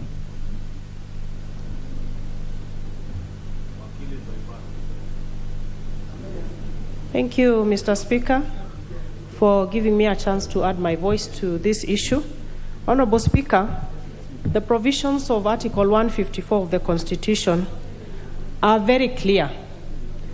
And of curious concern, Mr. Speaker, is the kind of defensiveness that some quarters are adopting to the issue, Mr. Speaker. It's a constitutional issue, very clear, Mr. Speaker.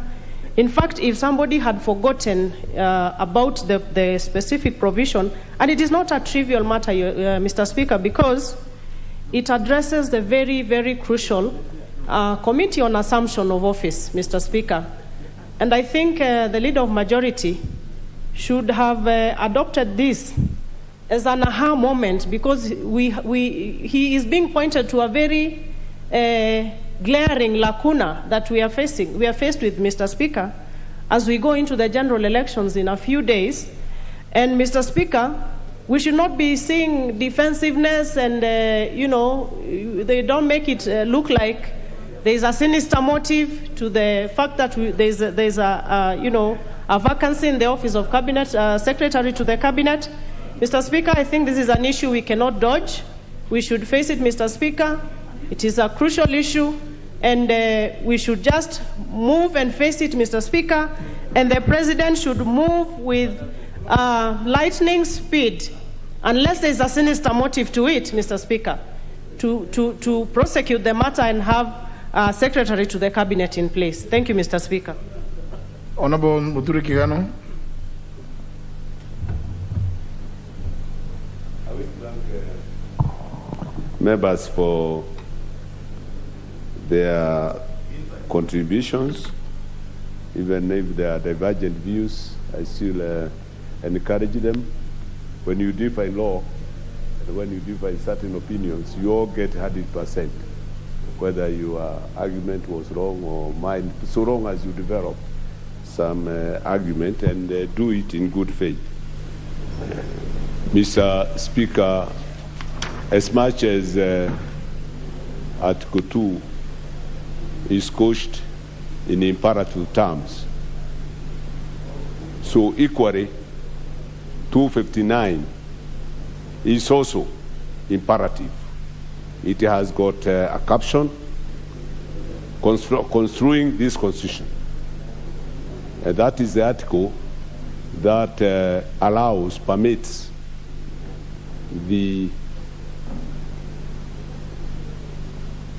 an officer to act, the head of service, to act in the absence of a substantive holder of that office. It is not in conflict. The two articles are not in conflict. One is talking about the supremacy, the other one is talking about construing even that supremacy, right? When you come to construction and interpretation of Article 2, you go to 259, right? So they are not mutually exclusive, they are inclusive. So the head of civil service, again, I reiterate that he is the acting secretary, and therefore the holder of the office of chairman of the assumption of office. Again, let me say this. The Section 43 of the Interpretation Act of Cap 2 is not conflicting with the Constitution, because when I cite it in reference to the Assumption of Office Act, because the chairman is not created by the Constitution directly. He is created by an act of parliament, the Assumption of Office. So in interpreting that act, right, you resort to Cap 2, 43. That is how 43 comes to my assistance in saying, in buttressing that the acting person has authority to do what the substantive holder would have done. The examples given by Honorables Ngeno, Nyolo, they are fallacious in a way, with a lot of respect. They are fancy and fallacious, because straight away I said what is permitted by law is what is permitted by law. What is not prohibited is allowed. But for you to act as a DPP, you must comply with the act that appoints the DPP. If you want to be a member of parliament, you must go under the Elections Act, right? So there is a law that prohibits in person not to act. So equally, there is a law that tells you not Pukose, not the ranking member, not Pukose, not the ranking member will become Chief Justice. Where the law, Mr. Speaker, where the law wants to prohibit a pretender not to act, right? It says so in his own terms. Take, for example, the swearing in of the president-elect. It says clearly, the Chief Justice, or in his absence, the deputy. It doesn't bring any other person. It says, if you are not here, so-and-so act. You cannot take it as an example or a parallel. In the case of the secretary and other officers in the cabinet, it doesn't say specifically who shall act. It leaves it open. And therefore, the head of civil service has authority to act. Equally, you cannot sleep on your rights. You cannot approve and disapprove. This House has set on the absence, the fact that there is no substantive holder, occupier of the office of secretary. Since 2013, when Kimemia, that is 10 years. Right now, what is the agency that has promoted? Is legal? Yes? Yeah, because maybe they are panicking that a man may not become president. But I don't want to injure.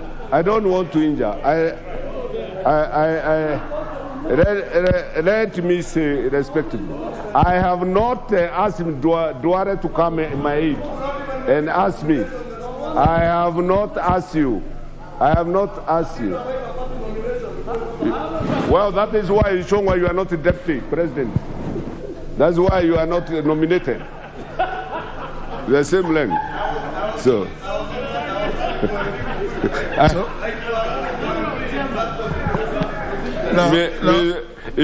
For the wisdom, please, just address, Mr. Speaker, for the assistance of these hecklers they are demonstrating how they run the government in heckling. These hecklers, please await.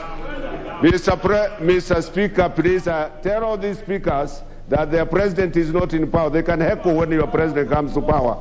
For now, there is a civilized government, there is a civilized speaker, so please wait until you have your corrupt speaker, corrupt deputy president, then you can talk.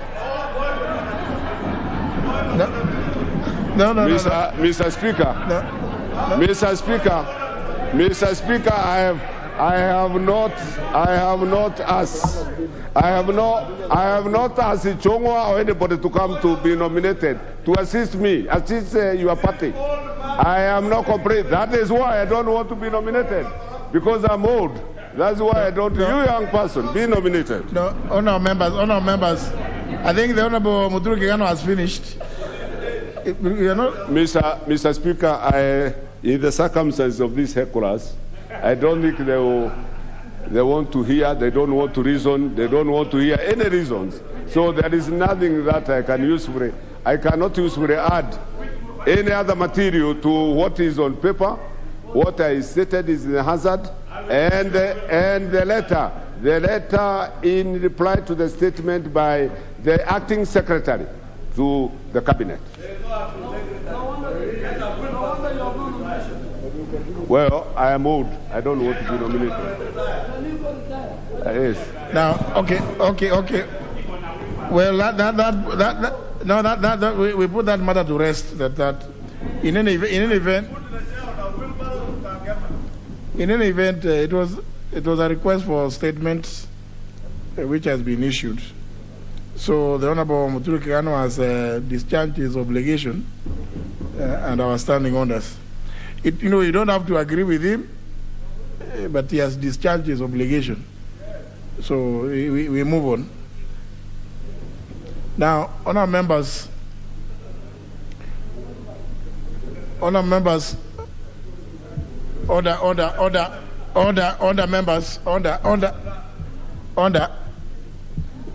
Maybe you could take some seat even near there. Honour members, it's an issue that arose yesterday, and the Honourable Waluke, is Honourable Waluke in the house? I saw him make his way in, right at the corner there. He came in and walked out.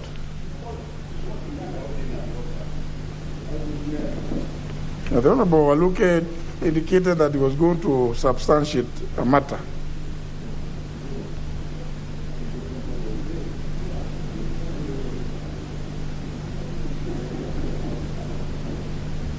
Or is in regard to his being jailed for 74 years?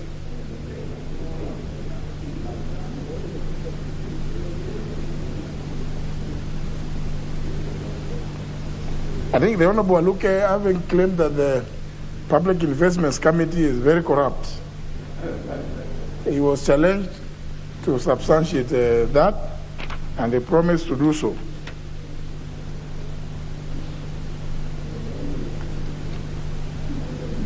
Yeah.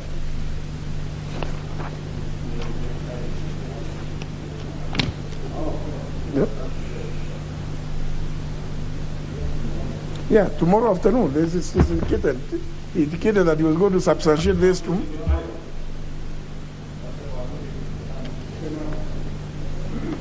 No, I think the Honourable Waluke should take this matter seriously, because he alleged our whole committee, and he was challenged and he insisted, and he was complaining that in this country nobody has even been jailed for 10 years. How could he be jailed for 74 years? I don't know. How is the committee involved in his? The committee doesn't. The committee is not. It's not the bench. Anyhow, the Honourable Waluke will have to substantiate this matter. Otherwise, he has to withdraw this. It's not good for the record of the House. But I'm seeing him make his way here.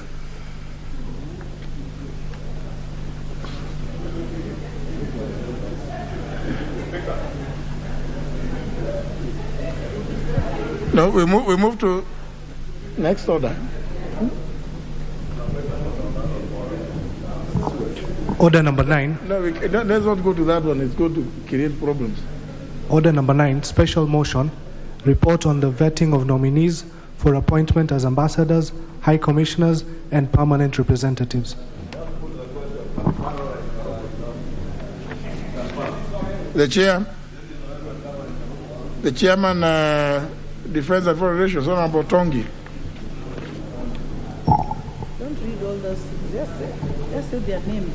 We will pass them on. Honorable Speaker, I beg to move that pursuant to Article 132, number 2E of it, of the Constitution, Section 20, subsection 2 of the Foreign Service Act, number 12 of 2021, Section 3 and 8 of the Public Appointment The committee recommends that this House approves the following names of persons as ambassadors, high commissioners, and permanent representatives. Clement Nzomo Kitema, Station Angola, Mary Mwancha, Australia, Professor Vitangendemo, Belgium, Mutoni Gichoi, China, Ambassador Gatoga Chege, Cuba, Ambassador Salim Salim, Djibouti, Mecha Chenro Mitiri, Egypt, Ambassador Gal Mapulu, Indonesia,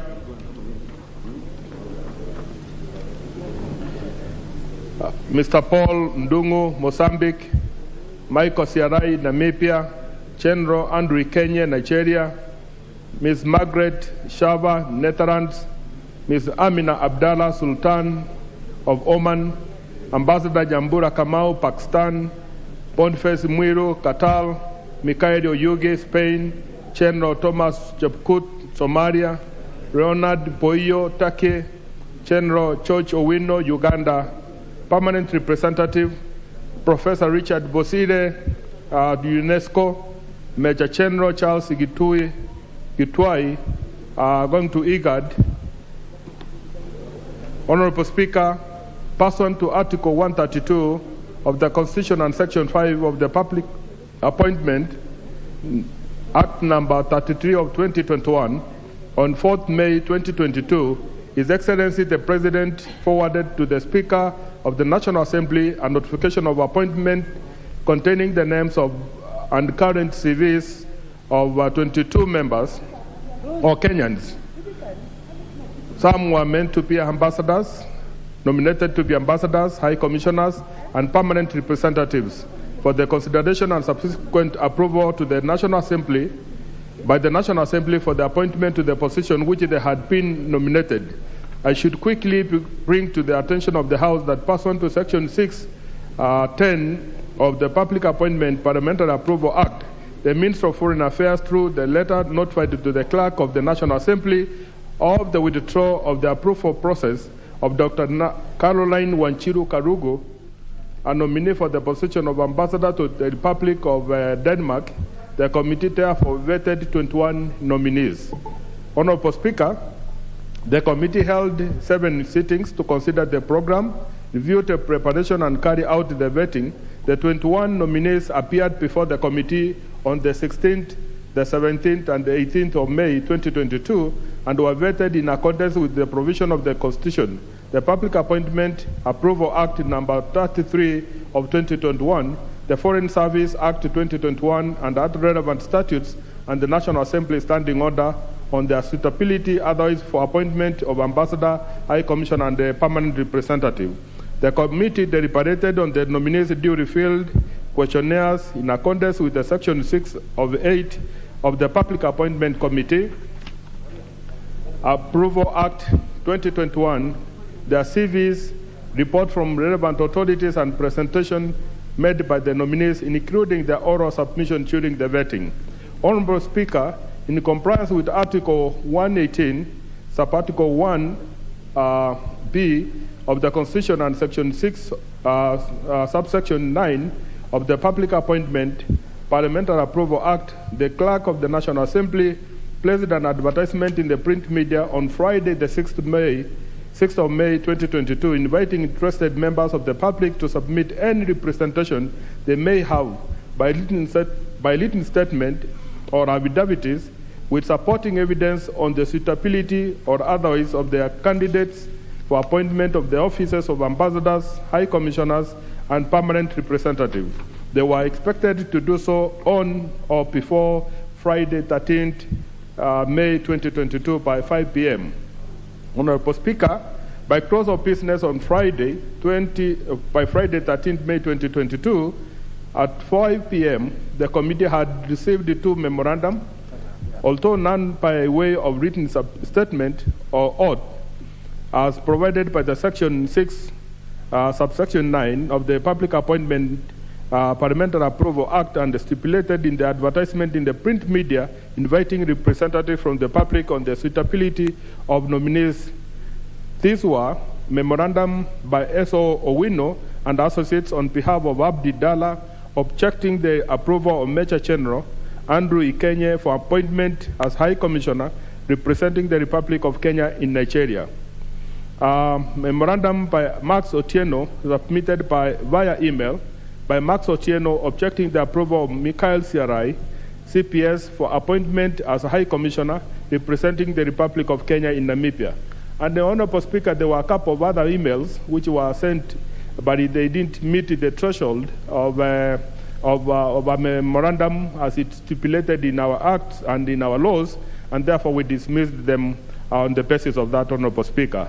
However, it's important to mention that most of them were based on hearsays, they were not even stamped, they were not commissioned, and therefore as a committee we decided not to use them because they didn't amount to what they should have in the way they should appear as per the laws of Kenya. In the memorandum relating to Major General Andrew Ikenye and the Owino and the many others, Honorable Speaker, my committee sat down and they looked at the merits and demerits of the same, and we all agreed it didn't meet the threshold, and therefore we didn't consider that when we were at the final reason not to approve the nominees. Honorable Speaker, the committee deliberated on the memorandum and observed that the memorandum was not a statement made on oath as stipulated in Section 6, subsection 9 of the Public Appointment. Number B, matters raised in the memorandum are still active in court. Evidence presented before the committee indicated that the issue raised by Abdi Dalla was still under determination before the Court of Appeal. And we all know the laws of Kenya, they say you are innocent until proven guilty, and we all agreed that we should not punish somebody on the basis that there is a case in court, especially based on the facts that we had at our hand as we were making the decision. The memorandum was therefore rendered inadmissible before the committees. And the many emails that we received in regard to my brother, friend, Vitangendemo, and a few others, we all agreed we should not go to that route. Major General Andrew Kenya also provided a response, and all of them did give the responses, which vindicated them as not having to be denied the opportunity to serve Kenyans. Honorable Speaker, on the second memorandum, relating to Michael Siarai, we all listened to it. The committee deliberated on the memorandum and observed the memorandum was not a statement made on oath as stipulated in Section 6 of 9 of the Public Appointment Parliamentary Approval Act number 33 of 2021. Articles 95 and 96 of the Constitution provide for the separate mandate of the National Assembly and the Senate respectively. Further, the fourth schedule to the Constitution provides for the distribution of functions between the national government and the county government. It was on this basis that when the nominee received the petition by Max Otieno, he referred the petition to the Senate since it fell within that ambit, and we thought it was not within the purview of the clerk to deal with that, and they referred it to the way it should have been in the first place. And therefore, my committee rendered the whole memorandum inadmissible before my committee on account of those technicalities. Honorable Speaker, the committee having vetted the 21 nominees, one having been withdrawn on the advice of the Minister of Foreign Affairs, made the following chain observation.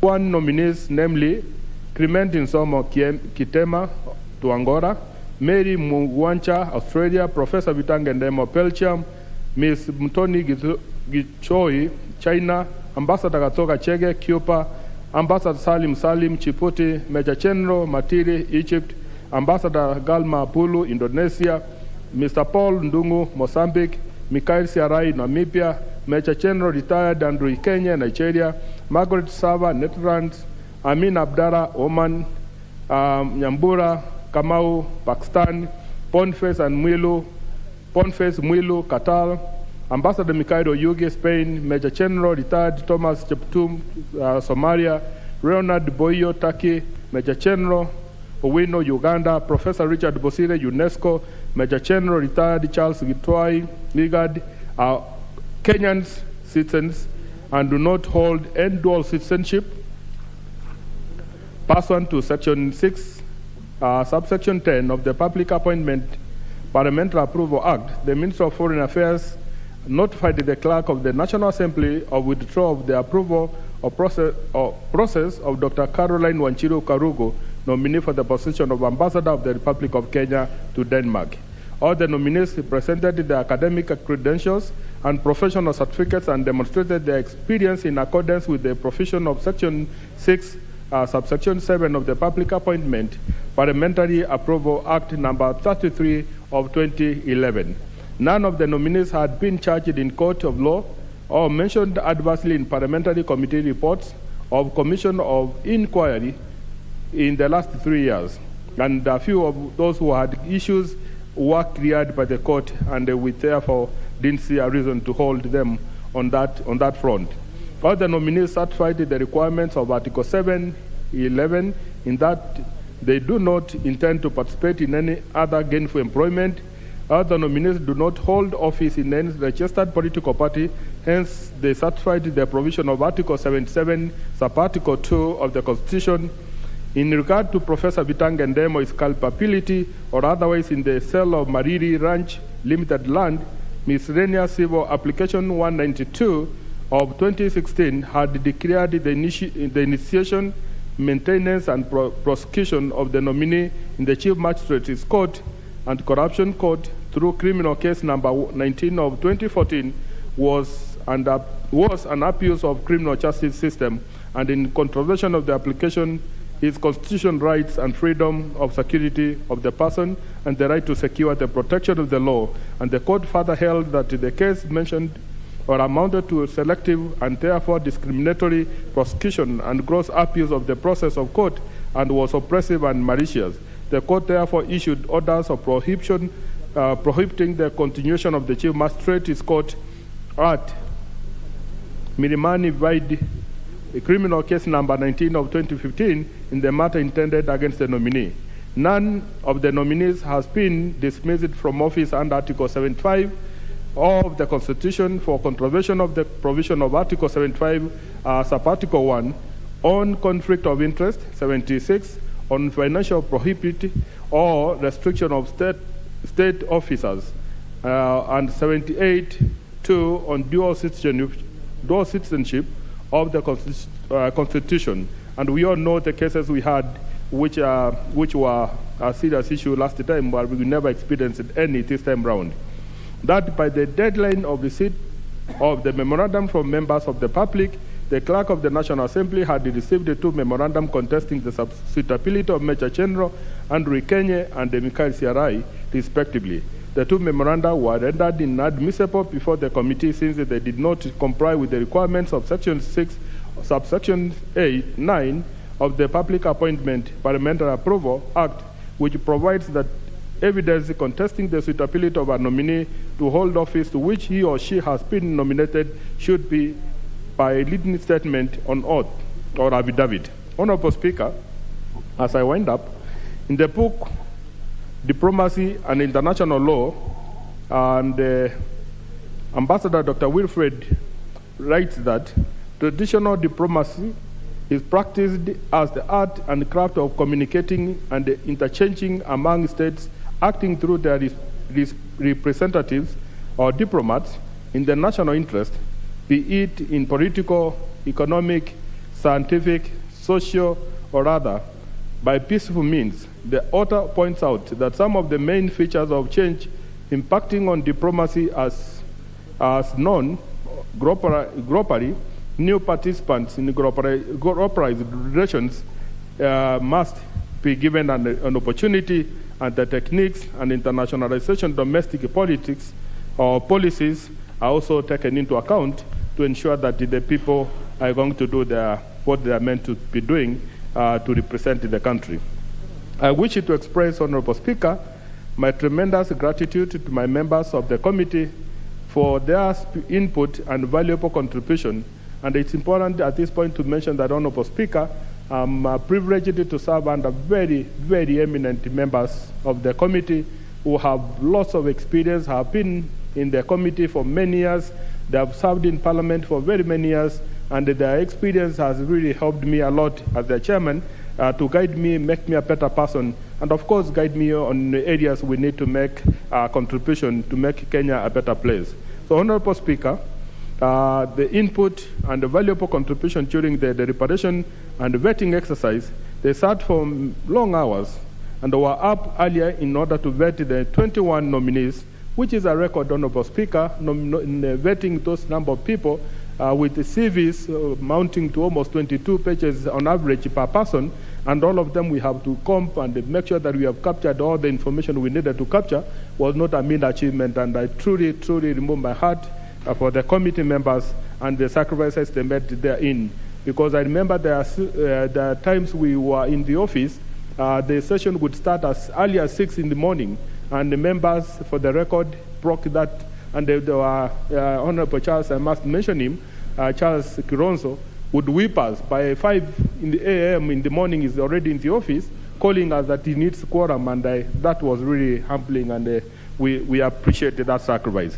I also take this opportunity on behalf of the committee to thank the officers of the Speaker, where you supported us, Honorable Speaker, tremendously. Like you have always been a gentleman and a wonderful person, willing and ready to mentor young people like us in terms of responsibility and helping us to achieve our full potential. We truly, truly appreciate the support you gave us through your officers and the guidance that you gave in. And the Clerk of the National Assembly for the logical support accorded to us during the exercise. As a committee, we also appreciated the role played by the media following its coverage of the proceedings, thus ensuring that Kenyans are getting to know the people who are being given the opportunity to go and represent Kenya out there in the world, and making sure that we are getting value, we are getting the right people by way of ensuring that they will hold them to account for the responsibility they have been given, because they are not going to do it for themselves, but other than representing Kenya and ensuring that the face of Kenya is enhanced and accountability of Kenya, whatever responsibility they will be given is increased, transparency, and ensuring that the participation of the public will also take precedence. Honorable Speaker, to the ambassadors, the high commissioners, and permanent representatives, if this House approves the nominations, I urge you to go and serve our great country. It's the highest honor, Honorable Speaker, the country gives you or has given them. Represent our country with industry and integrity, manage our missions diligently, and long after you have come back, we reflect and say, I did my best. I did something great for my country. And I hereby ask my good friend and brother, Kironzo Charles, to second. Kironzo Charles. Thank you, Mr. Speaker. Mr. Speaker, that was very elaborate, so I'll be very brief. I wish to second, Mr. Speaker, say in a summarized manner, most of these nominees were career civil servants. Others were retired major generals. We had 4 major generals, very well experienced, and who had a very good career in the military. Others are lawyers from private sector, Mr. Speaker. In fact, we came across 2 ladies, very, very qualified, senior lawyers, qualified even to be judges. Mr. Speaker, most of these people are very well schooled. Bottom line, Mr. Speaker, the entire team, they were all very experienced.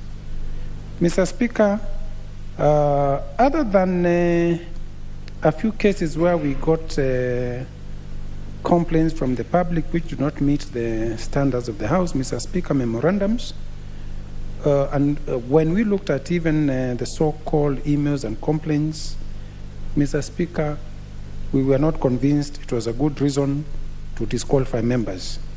Mr. Speaker, we had only one case, and it's good to mention because out there people have been complaining about shareholders of Malili Ranch, which is now where we have Konza City, Mr. Speaker.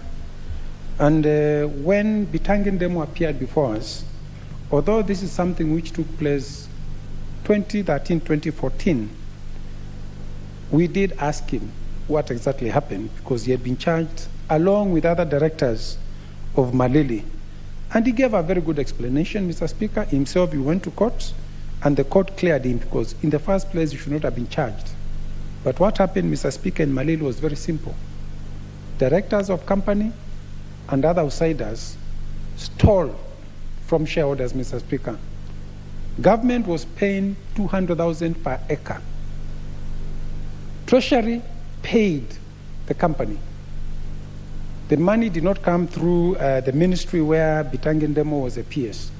It was paid directly from Treasury to the company. But the directors of the company, Mr. Speaker, sort of convinced the shareholders, actually did not reveal the actual price which government paid, only for the shareholders to realize later when they were being paid an acre, 100,000 instead of 200,000, to realize the right price. Mr. Speaker, they had been conned, the right price having been 200. Thereafter, among the people who were taken to court was Bitangen Demo, but he has his day in court and he was cleared.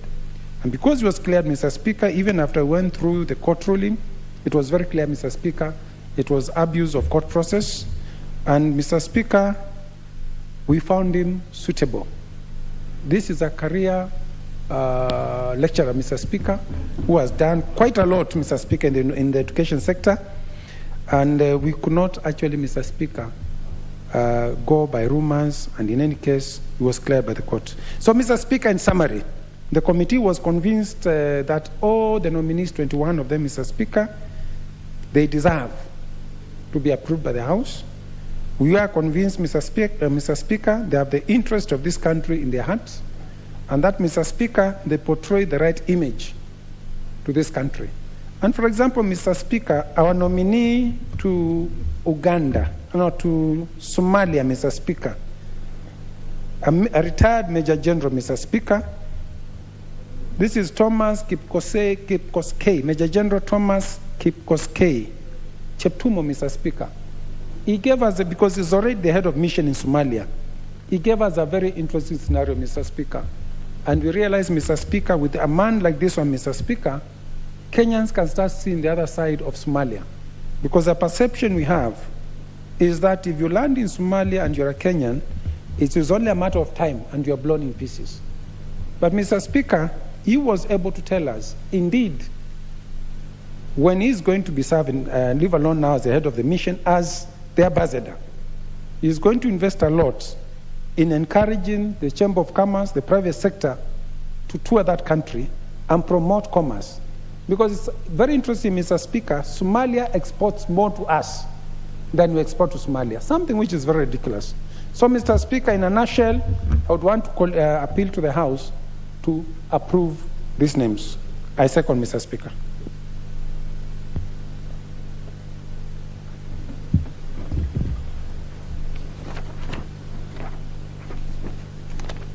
Honourable members, I propose the question, which is that taking into consideration the findings of the Departmental Committee on Defense and Foreign Relations in its report on the vetting of the nominees for approval as ambassadors, high commissioners, and permanent representatives laid on the table of the House on Tuesday, 24th May 2022, and pursuant to the provisions of Article 132, Clause 2, Paragraph E of the Constitution, Section 20, Subsection 2 of the Foreign Service Act Number 12 of 2021, and Sections 3 and 8 of the Public Appointments Parliamentary Approval Act 2011, this House approves the appointment of the following persons as ambassadors, high commissioners, and permanent representatives.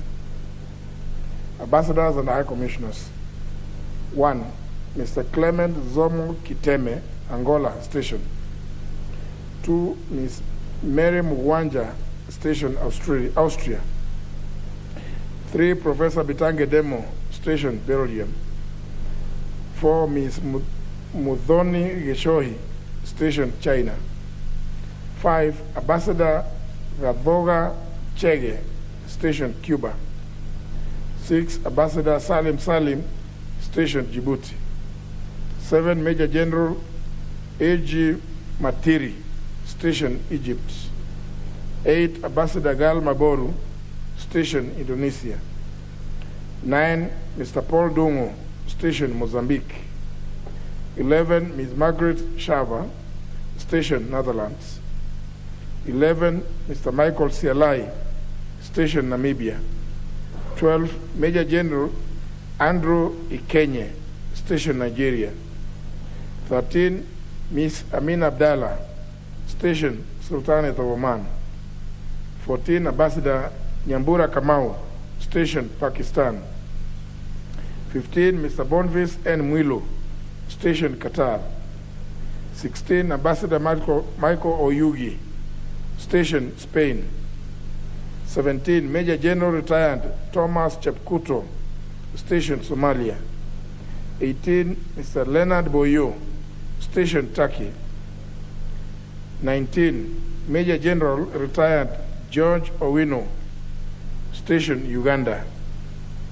20, Professor Richard Bosire, Ambassador stroke Permanent Representative, United Nations Educational, Scientific, and Cultural Organization, in brackets UNESCO.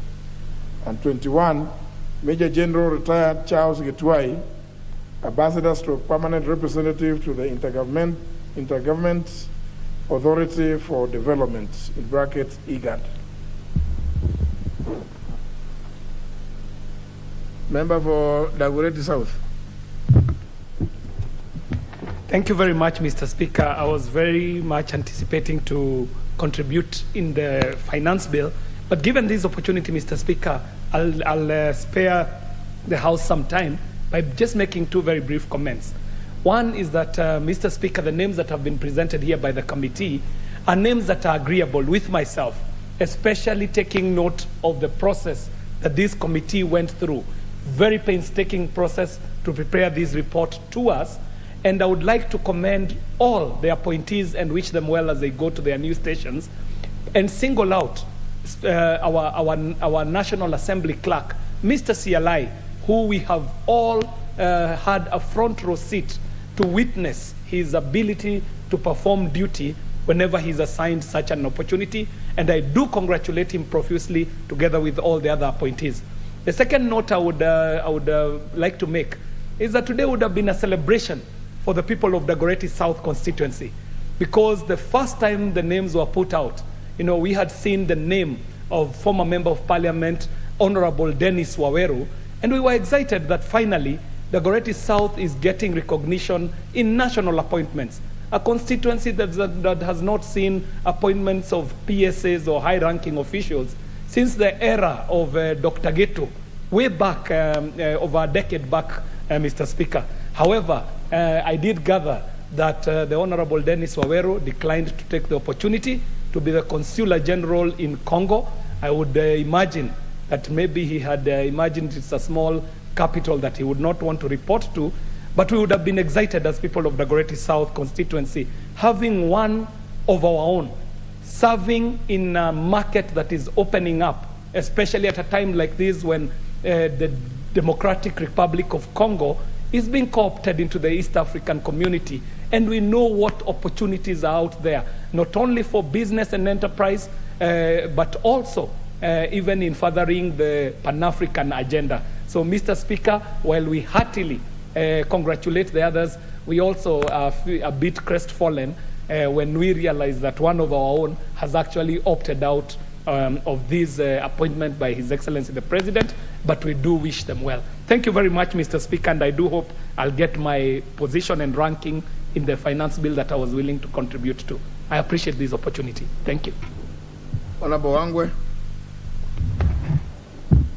Thank you, Honorable Speaker. Honorable Speaker, I wish also to thank the Chair of Defense for good work done.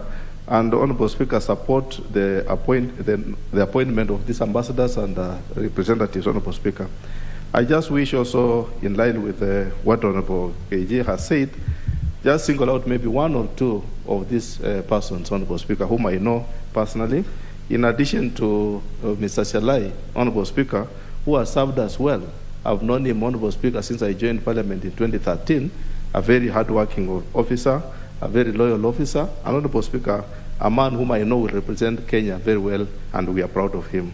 Honorable Speaker, there is also one gentleman whom I know, Mr. Leonard Boyo, a very good civil servant, Honorable Speaker. Honorable Speaker, I wish to confirm that Honorable Mr. Boyo happens to have been my neighbor since 2007, Honorable Speaker. We live together, and we know each other. We've grown our families together. And Honorable Speaker, it's a pleasure that a person you know very well, a career civil servant who has served the country, Honorable Speaker, in various capacities, is now being recognized after this long service. Honorable Speaker, among others, whose CV can speak for themselves. Somebody cannot be a Major General, Honorable Speaker, to retire and be sent, then you doubt his career. That's a man who has been seasoned and proven in terms of career build-up.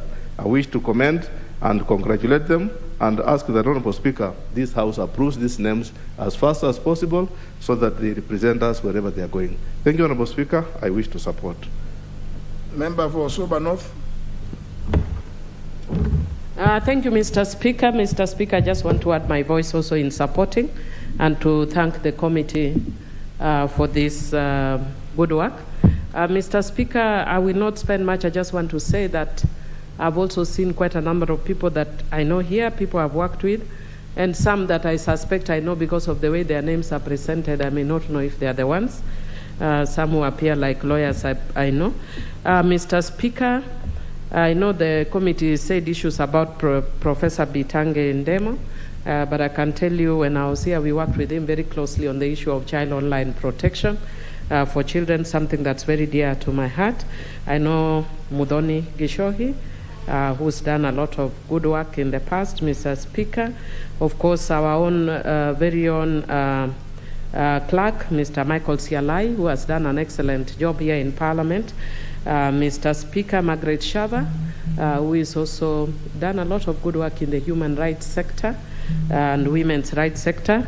Amina Abdallah, if it's the same one who was with us here in Parliament, she was an excellent legislator. And Mr. Speaker, also, I don't know if the same Ambassador Nyambura Kamau is the same as Jean. I'm not too sure if she's the one.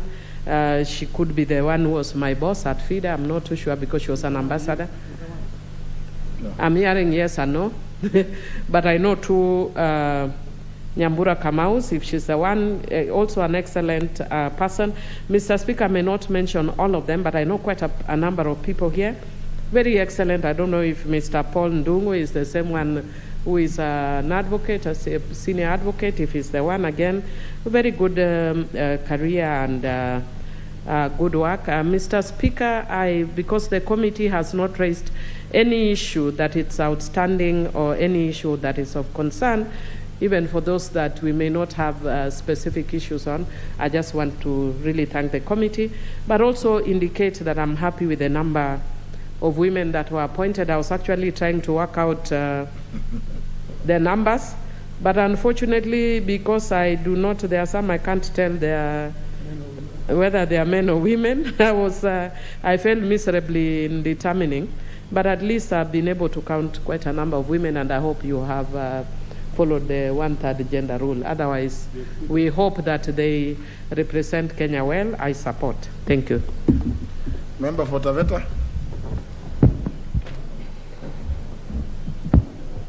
Asante sana mheshimiwa.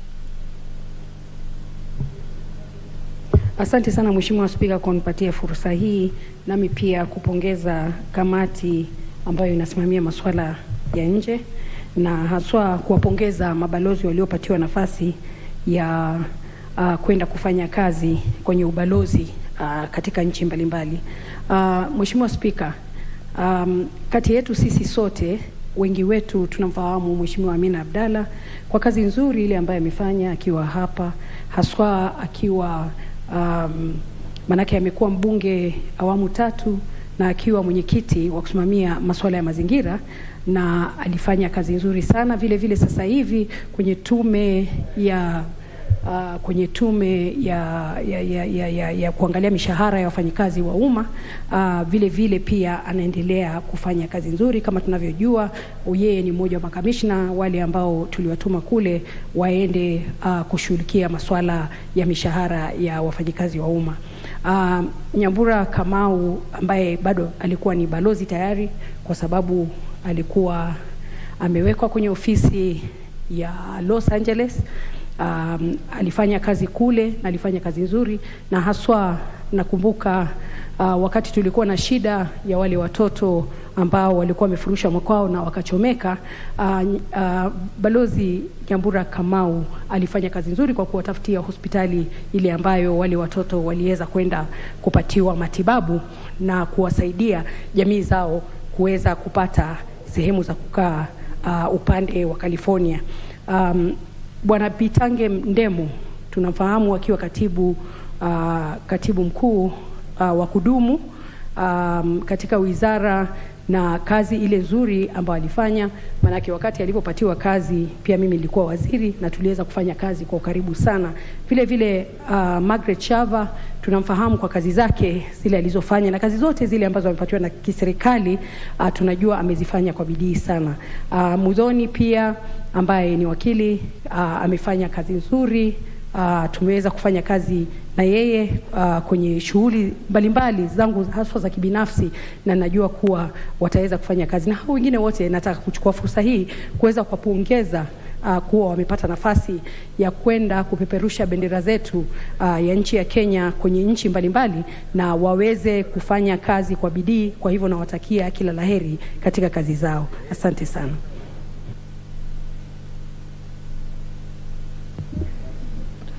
Finally, the member for Gatanga. Thank you very much, Honorable Speaker, for giving me a chance also to make my contribution. First, I would like to congratulate the committee for a thorough job done in terms of clarity, in terms of qualification and experience of the nominees. Honorable Speaker, most of the nominees here are known to me. If I point out Professor Bitange Ndemo, he's a close friend of mine. We gym with him at Parkland Sports Club, and I know he's highly qualified to do the job he has been proposed for. Mudhoni Geshohi, Honorable Speaker, is also well known to me. She's a director of Thika Greens, which is in Gatanga, which is a major investment. Mudhoni Geshohi is also known to do a lot of community work, and she has served the people of Murang'a in various capacities, and we are happy, and I know she'll do the job as proposed. Ambassador Gadonga Gachege is a personal friend, and he has served in the diplomatic community for a long time, and is highly qualified, and I'm sure that he'll be able to do the job well. Ambassador Nyambura Kamau, and I wanted to correct, is not the same as Jean Kamau. Ambassador Nyambura is from Gatanga, and she has served in LA and in France. She's a lawyer who is well known in Nairobi, and she has practiced for many years, and she's highly qualified, and she has served us very well. Honorable Speaker, when you are not listening, I mentioned that Professor Bitange Ndemo is known to me. We gym with him. We gym with him at Parkland Sports Club. And Honorable Speaker, I also want to encourage you. We start gymming at 3 a.m. to about 10. And because we are aging, Honorable Speaker, and because you are involving yourself in many things, I think I would like to invite you, when you are free, spare some time and you come and run with us. Yeah. Because what you are engaged in, he's aging gracefully, but I'm encouraging him to join us also.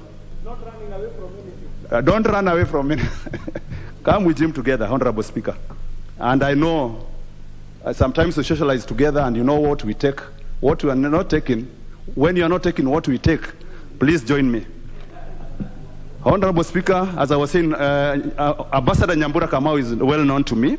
She's from Gatanga, and we are very happy. As a great people of Gatanga, we are very happy. You know, we are known for music. All the great musicians, Honorable Speaker, from Central Province come from Gatanga. And Honorable Speaker, when you had those great dreams, I had proposed in this parliament that we are going to give you a discount. And when I talked to the musicians, when I talked to Peter Kegia, when I talked to Jeriwa Gatanga, Gashadiwa, they all agreed. If Speaker was going to run for the presidency, we all agreed we are going to give you a 50% discount, Honorable Speaker. But maybe your time is coming, Honorable Speaker. I want to encourage you. Honorable Speaker, again, nominee Mr. Michael Silai, our great clerk. I'm very happy that he has also been nominated. Honorable Speaker, in the past I've served as a civil servant, but I want to say the service offered in this parliament, in terms of the performance of the employee, the respect the employees have for us, it is great. And I would like to congratulate Michael Silai for this appointment, and even other civil servants. Honorable Speaker, I would encourage them to come and benchmark judiciary, to come and benchmark with parliament.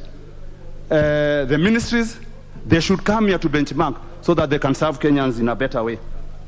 Honorable Speaker, with those few remarks, I want to say that I support the report, and I wish all the nominees well in their future endeavors. Thank you very much. Katanga has gotten. Very well. Thank you. As there's no question to be put, there being no other contributor, I call upon the mover to reply.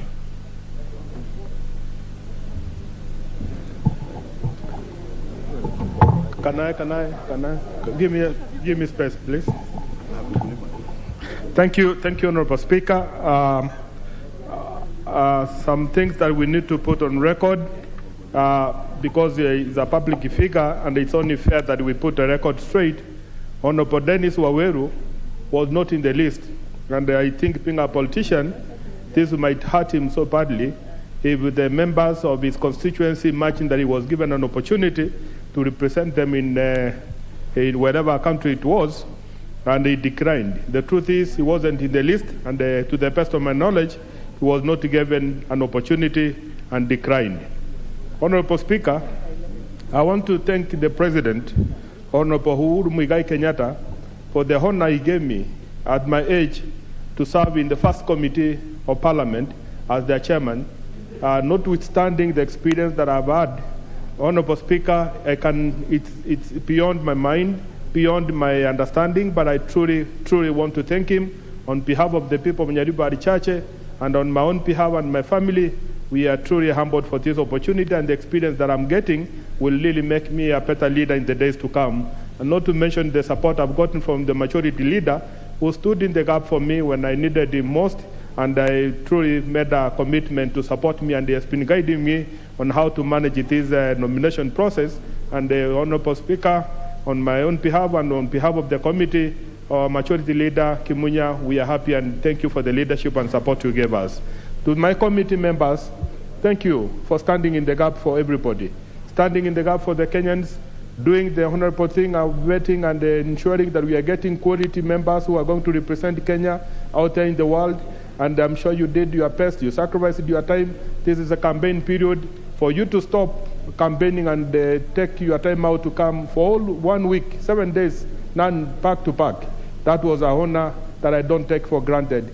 Not to mention the support you have given me, knowing that some of you are more experienced than I am, but still you support me to make me a better leader and a better person in the days to come. Honorable Speaker, with those very many words, I support, and we are... No, you don't support. It's your motion. I move, Honorable Speaker. You beg to reply. I beg to reply. Yes. Still further guidance I'm getting from you, sir. Very well. Thank you. Well, honourable members, for some obvious reasons, I'll not put the question on this motion today. The grandfather of the house is whispering, why not? But the grandfather of the house is reminded that there is a national prayer breakfast tomorrow morning at 7:30 at the Safari Park Hotel. I made the announcement yesterday, the communication, but I can see at this rate he is forgetting too fast. So, and he is accordingly reminded before we get back here at 2:30 tomorrow. Very well. Next order. Order number 10, the Finance Bill, National Assembly Bill number 22 of 2022, second reading, resumption of debate. Who was on the floor?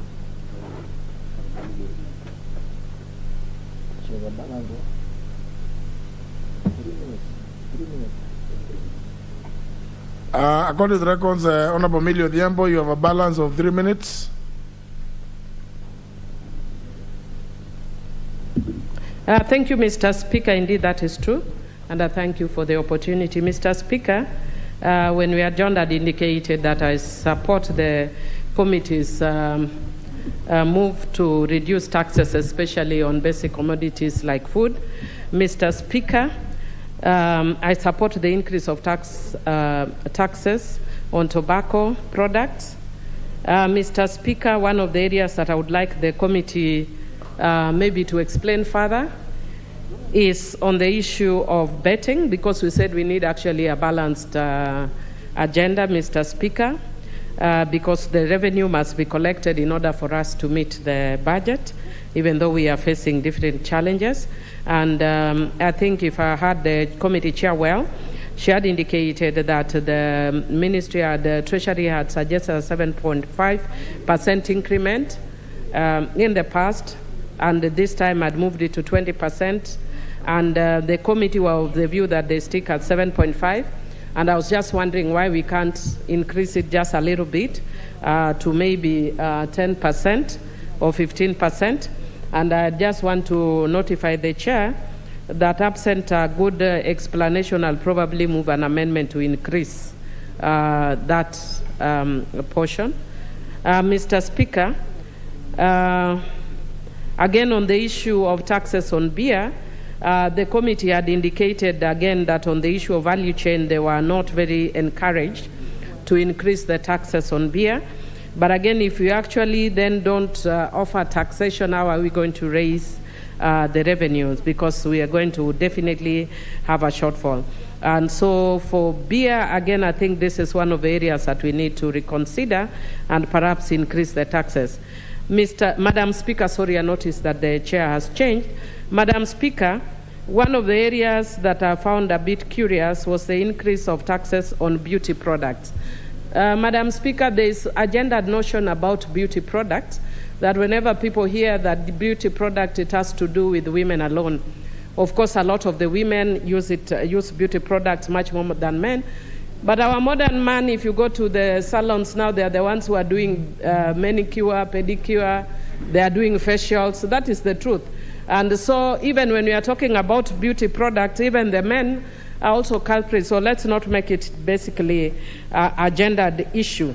But Madam Speaker, I also heard Honorable Gladys was alluding to the fact that they had a challenge from the men in their committee that were saying that they prefer their women natural, so they don't want beauty products.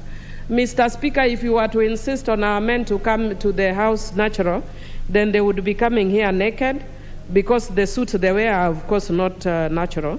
So what the women choose to add on, whether it's powder, whether it's lipstick or whatever else they want to put, really that should not be their concern. But I also want to indicate that sometimes I've even given it as a test on my Facebook account, and I put on the Facebook and I say, which one do you like? And the men tell you, I like this one because she's natural. And that person is not natural. They even have at least a foundation or a powder or something. It's very difficult to find a woman who doesn't have one of those very basic things. So those, or Vaseline, that's also a beauty product. So first of all, I want to disabuse you of the notion that beauty products is about women. But even if women use it much more than the men, we should not be punished for looking nice and for preserving our bodies or skins. Because we know if you go out here and you don't have Vaseline on your face, Madam Speaker, you will come with the cracks on your face, especially now that we are having campaigns. But that aside, I do not oppose increase on that, because we have to balance between necessities and those which we don't consider. I'd rather have a cracked skin but with the food in my stomach. So if you are coming with, between beauty products and food, then I agree with the committee on the beauty products that they could be taxed. I also agree with the committee that statutory instruments must be brought before the House upon expiry of the stipulated time. Otherwise, we'll be ceding our oversight roles, since we represent the interest of the public. I also agree with the committee on their opposition to the provision on the requirement to pay 50% of a disputed amount in any dispute between KRA and an individual, including corporate individuals, personalities. Madam Speaker, this is because if we don't do this, We know that sometimes this is a process that can be abused. If I do not like you and I work in the government, I just use KRA, especially at an election time, and I slap you with a KRA tax of 100 million. So you must deposit 50 million, Madam Speaker, and you know how much it is for campaign. So, Madam Speaker, if you are going with the rule of law, then we cannot presume that you have actually faulted when you have not. You will not be presumed guilty until you have actually your matter is dealt with. So I do support the committee in doing away with that. Madam Speaker, I also note that we are promoting local products, but we must also seek to have value addition so that we are competitive, so that supporting local products should not be an end in itself, but we must also, whether it is not through this but through other means or maybe relevant ministries, that we make sure that even for our local products there is value addition, so that even when we are exempting them from tax, their products do not then get stuck on the shelves as people find shortcuts to look for other products out of the country. Madam Speaker, I will finalize by reiterating that I do very strongly support the committee on reducing taxes on food commodities. But again, I know when I was speaking, Honorable Gladys was consulting with Honorable Ichungwa. I think Honorable Ichungwa is missing his days as chair of the Budget Committee. And I indicated that I hope that the committee can explain why there is a proposal not to agree with the Treasury on tax on betting, because we must have a balance even if we are living in difficult times. Otherwise, we will propose an amendment to increase it. With those few remarks, I support. Thank you.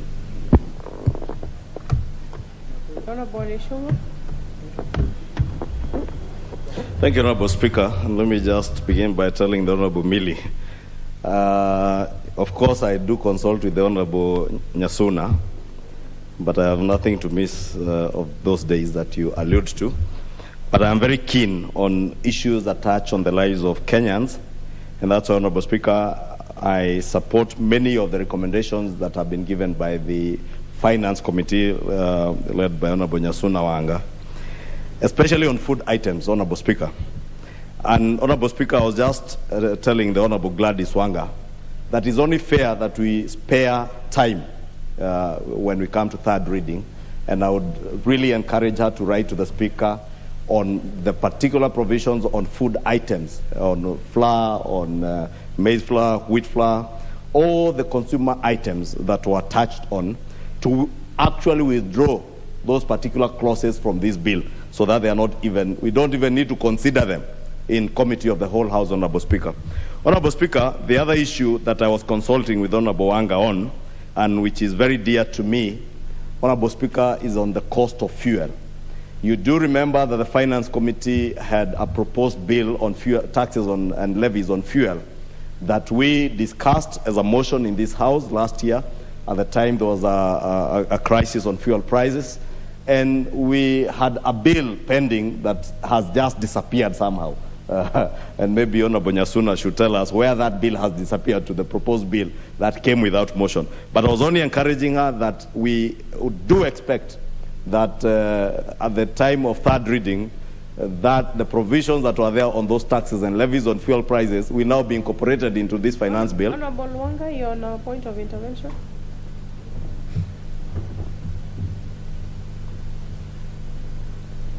Thank you, Honorable Speaker. Honorable Speaker, I just wanted to inform the Honorable Ichungwa that the Committee on Finance actually did conclude on its work. We carried out public participation. We brought a bill to this House. We carried out public participation again on the bill. We prepared a report. We tabled it on to this House. And our job and responsibility ends at that point. The rest is carried by the House Business Committee. So that should not be brought to my doorstep. Thank you. Thank you, Honorable Speaker. And I do take that point of information from Wanga. And she knows I know that. And she also knows that I know who is sitting on it. And therefore, because the leader of government business in this house is the leader of majority, and they know why they are sitting on that bill and that report from the Finance Committee, I would really implore on the Honorable Wanga to push the Honorable Kimunya to allow, we may not have time, Honorable Speaker, let me just go straight to the point, to even consider that particular bill now. But all the tax provisions and levies that we had discussed, and as Honorable Wanga says that were tabled in that report, I want to encourage the Honorable Wanga to now, if really she is intent on bringing down the cost of living for Kenyans, to now incorporate all the provisions that were there in that particular bill into this finance bill and the Finance Act of 2022-2023. Because if we really want to deal with the cost of living in this country, we must deal with the cost of fuel and fuel products, Honorable Speaker. And that particular bill had all those provisions. And Honorable Wanga, I just want to assure you that should you not have the temerity to face Honorable Kimunya on those particular provisions, I will just lift them from the bill, and there will be amendments that will table before this House to be incorporated in the finance bill for this particular year, Honorable Speaker. Honorable Speaker, if you go to page 98 of the report, there's a gentleman called Mr. Njoroge Waweru, and this gentleman has been very consistent. I first engaged Mr. Njoroge Waweru as a member of parliament because he's my constituent coming from Ondira in Kikuyu.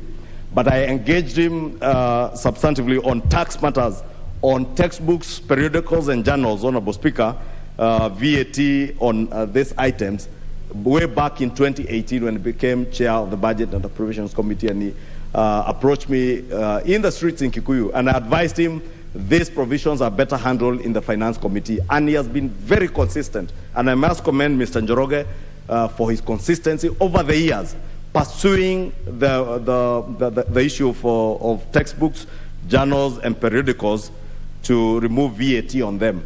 And it is sad that after 4 years of engagement every year with the Committee on Finance, they have never seen the need to reduce VAT on textbooks, journals, and periodicals, and he says it is to encourage a reading culture in the country. Honorable Speaker, let me also state I have engaged Mr. Njoroge this afternoon, and I will indeed also be bringing an amendment to at least deal with the VAT element on textbooks. I think every member of parliament who is in this house today will agree with me that many parents are crying because of the cost of textbooks, both for primary, secondary, and even those who are in colleges and universities, Honorable Speaker. And one of the ways that we can ease the pain to parents is to reduce the cost of textbooks by removing VAT on textbooks, especially school textbooks. And he has been very kind, the gentleman, and he agreed we can drop the journals and periodicals, and therefore be asking the Honorable Wanga and her committee to support that particular amendment when it comes to be. Honorable Speaker, there are sin taxes that were proposed by the National Treasury on alcohol, on betting, and I want to agree with Honorable Millie that there are some of those things that we may need to reconsider, because at the end of the day, we must also look at other alternative sources of revenue raising by government other than those that will really affect Kenyans. Honorable Speaker, if you ask me, increasing taxes on advertising revenues, on betting, that cost will be offloaded to the person who is advertising, and the consumer will never have to bear. And a consumer of betting products, Honorable Speaker, is a consumer who at the end of the day, just like someone who is drinking alcohol, smoking, will spend because it's something they enjoy doing. Therefore, Honorable Speaker, even on nicotine products, there are particular products, especially a product called Lift, that we discussed in this House last year and had amendments, and I'll also be bringing amendments on nicotine products that are not necessarily cigarettes, but substitutes to cigarettes, like that Lift, that has become a very dangerous product, especially to young people and school-going children. Even our teachers and many parents would not know what product is it that students are using, and it makes them look and feel high, Honorable Speaker, and we must discourage the use of these products, especially by youth, by imposing punitive taxes. And indeed, I will be proposing amendments that will bring very punitive taxes. Honorable Speaker, there are also other amendments, Honorable Speaker, that would touch on issues, again, that would raise revenue for government. and encourage local production. We have companies now in Thika and in Nairobi that are producing SIM cards. We need to bring in tax measures that will discourage imported products on telephone items that we can produce locally. Lastly, Honorable Speaker, last year I did move amendments touching on imported onions, imported potatoes, and imported eggs, and imposed an excise duty, which is a source of revenue for the Kenyan government at 25%. It is shocking, Honorable Speaker, that if you look at the provisions of this bill, Honorable Speaker, the CS is now proposing to remove excise duty on what he calls fertilized eggs of tariff numbers 0407.11, and the other one, imported by hatcheries upon recommendation by the Cabinet Secretary responsible for matters relating to livestock. And I'm asking Honorable Speaker, and I asked the CS National Treasury when he read out his revenue-raising measures here the other day, how will the Cabinet Secretary in charge of livestock or agriculture determine what hatcheries he will license or allow to import these fertilized eggs without paying excise duty, Honorable Speaker? And yet we have hatcheries in this country, Honorable Speaker. We have a hatchery in Kikuyu, the Mogoko Poultry Farm, that is hatching these eggs locally. Honorable Speaker, there is a danger of even bringing chicks whose DNA composition is not amiable to the Kenyan environment, and you get farmers buying chicks from hatcheries abroad that cannot survive under our weather and conditions, and they die in less than a week or so. And therefore, Honorable Speaker, I also bring an amendment to actually delete that particular provision. Let us protect our local hatcheries, our local poultry farmers, so that we produce chicks and chicken that is amiable to our local environment, and also encourage local hatcheries, even from hustlers who are using fertilized eggs locally, using hatcheries that are being manufactured by our Juakali artisans right here in Gikomba, Honorable Speaker, and therefore not encourage big hatcheries hatching chicks in South Africa, Mexico, and elsewhere. Okay, conclude. 1 minute, conclude. Thank you, Honorable Speaker. I was just saying half a second to conclude. I was saying so that we protect our local hatcheries, and Honorable Speaker, also local production, even of potatoes, onions, and everything else that we produce locally. With those very many remarks, Honorable Speaker, I beg to support and look forward to the third reading of this particular bill. Thank you, Honorable Speaker. Honorable Dr. Nyikal. Thank you, Madam Speaker. I rise to support this bill, and Madam Speaker, I also want to appreciate the work that has been done by the Finance Committee to actually get the very tight balance between raising revenue and reducing taxes so that the prices of commodities don't go up. It's particularly important that we increase as much taxes as possible and reduce our dependence on debts. So, Madam Speaker, I support the reduction of taxes on food items. I think every time, however hard it is, we must actually look at the food items. People are really suffering, and protecting food items is something I will support a lot. On the so-called sin taxes on tobacco, I definitely have no problem, because if possible, if it was my wish, we would just actually ban tobacco products completely, because even if we raise money from it, the problem is that you are actually making people sick, and the amount of money you will use treating them is never even equal to the taxes that are raised. So I think it's something we should actually, if possible. We tried, when the Director of Medical Service, to actually ban them. That's when we introduced these smoking spots that you see. On beauty products, again, there has to be a balance. They are not essential, but they're useful. But again, it is a way where we can introduce taxes, because they're not strictly essential. And in any case, if you are saying that the men will prefer that the ladies use them, let the men pay for them, for the ladies. So they will raise some taxes on that. But again, we have also to be very careful on the beauty products, because some of them, if not well controlled, actually have harmful effects that are very long lasting. Now, Speaker, I don't understand why we can't just go straight be hard on betting. In fact, there's so much betting that I don't understand whether radio stations are actually now on communication, they're actually betting agencies, because there's so much of it, and I'm not so sure it is helpful to us. Therefore, if we can't control it, we should actually get money on it. Madam Speaker, to say that if you have a dispute with KRA, you pay 50%, I think that is extremely punitive, and we also know the difficulty people have. Even if you are later on to win the case, it's very unlikely that you will get to a 50% back. Or even if you do, it will take so much trouble and so much pain. I think that I support it should not be there at all. On fuel, this is where we have to look very, very, very carefully. As much as a good way of raising tax, and as much as we know that with the international situation like the war in Ukraine, it's a hard place, but that is where we should look keenly, because next to the food items, fuel is a major promoter of inflation and the high cost of commodities. And again, Madam Speaker, there's one thing in the fuel industry that I think we need to look at. EPRA regulation of fuel does not actually support the resellers.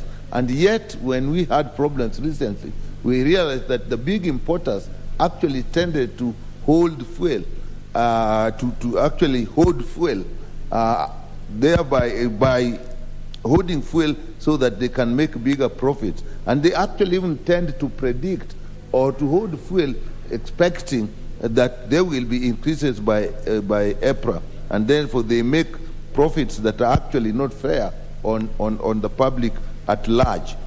But I'm particularly concerned that they actually are not encouraging the resellers, because sometimes the prices at which they sell to resellers that actually provide most of the outlets, I think of the 4,000 or so outlets, over half, more than half, are by the small-time retailers, and the prices at which they are sold the products is almost the pump price. So I think EPRA should actually find out the best way of actually supporting the small resellers in the industry. I know they complain that the resellers perhaps are involved in adulteration, but that is a regulation that they can come out and actually act on without actually punishing.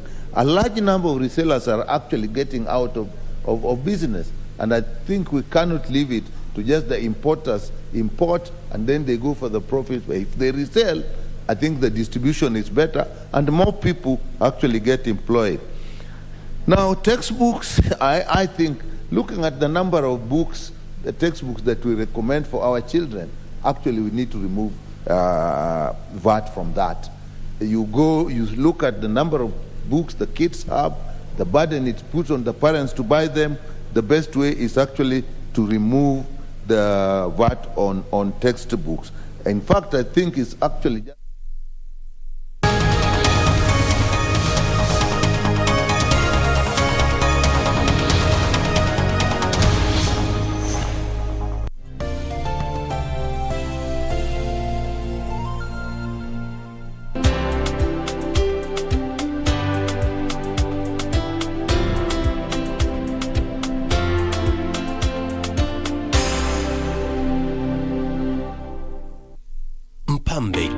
Gadhon Bugwa almaarufu Prosecutor kwenye kipindi Ukipendacho Vioja Mahakamani kwenye runinga ya KBC Channel 1 anaomba usaidizi wako kudhibiti gharama ya matibabu ya figo.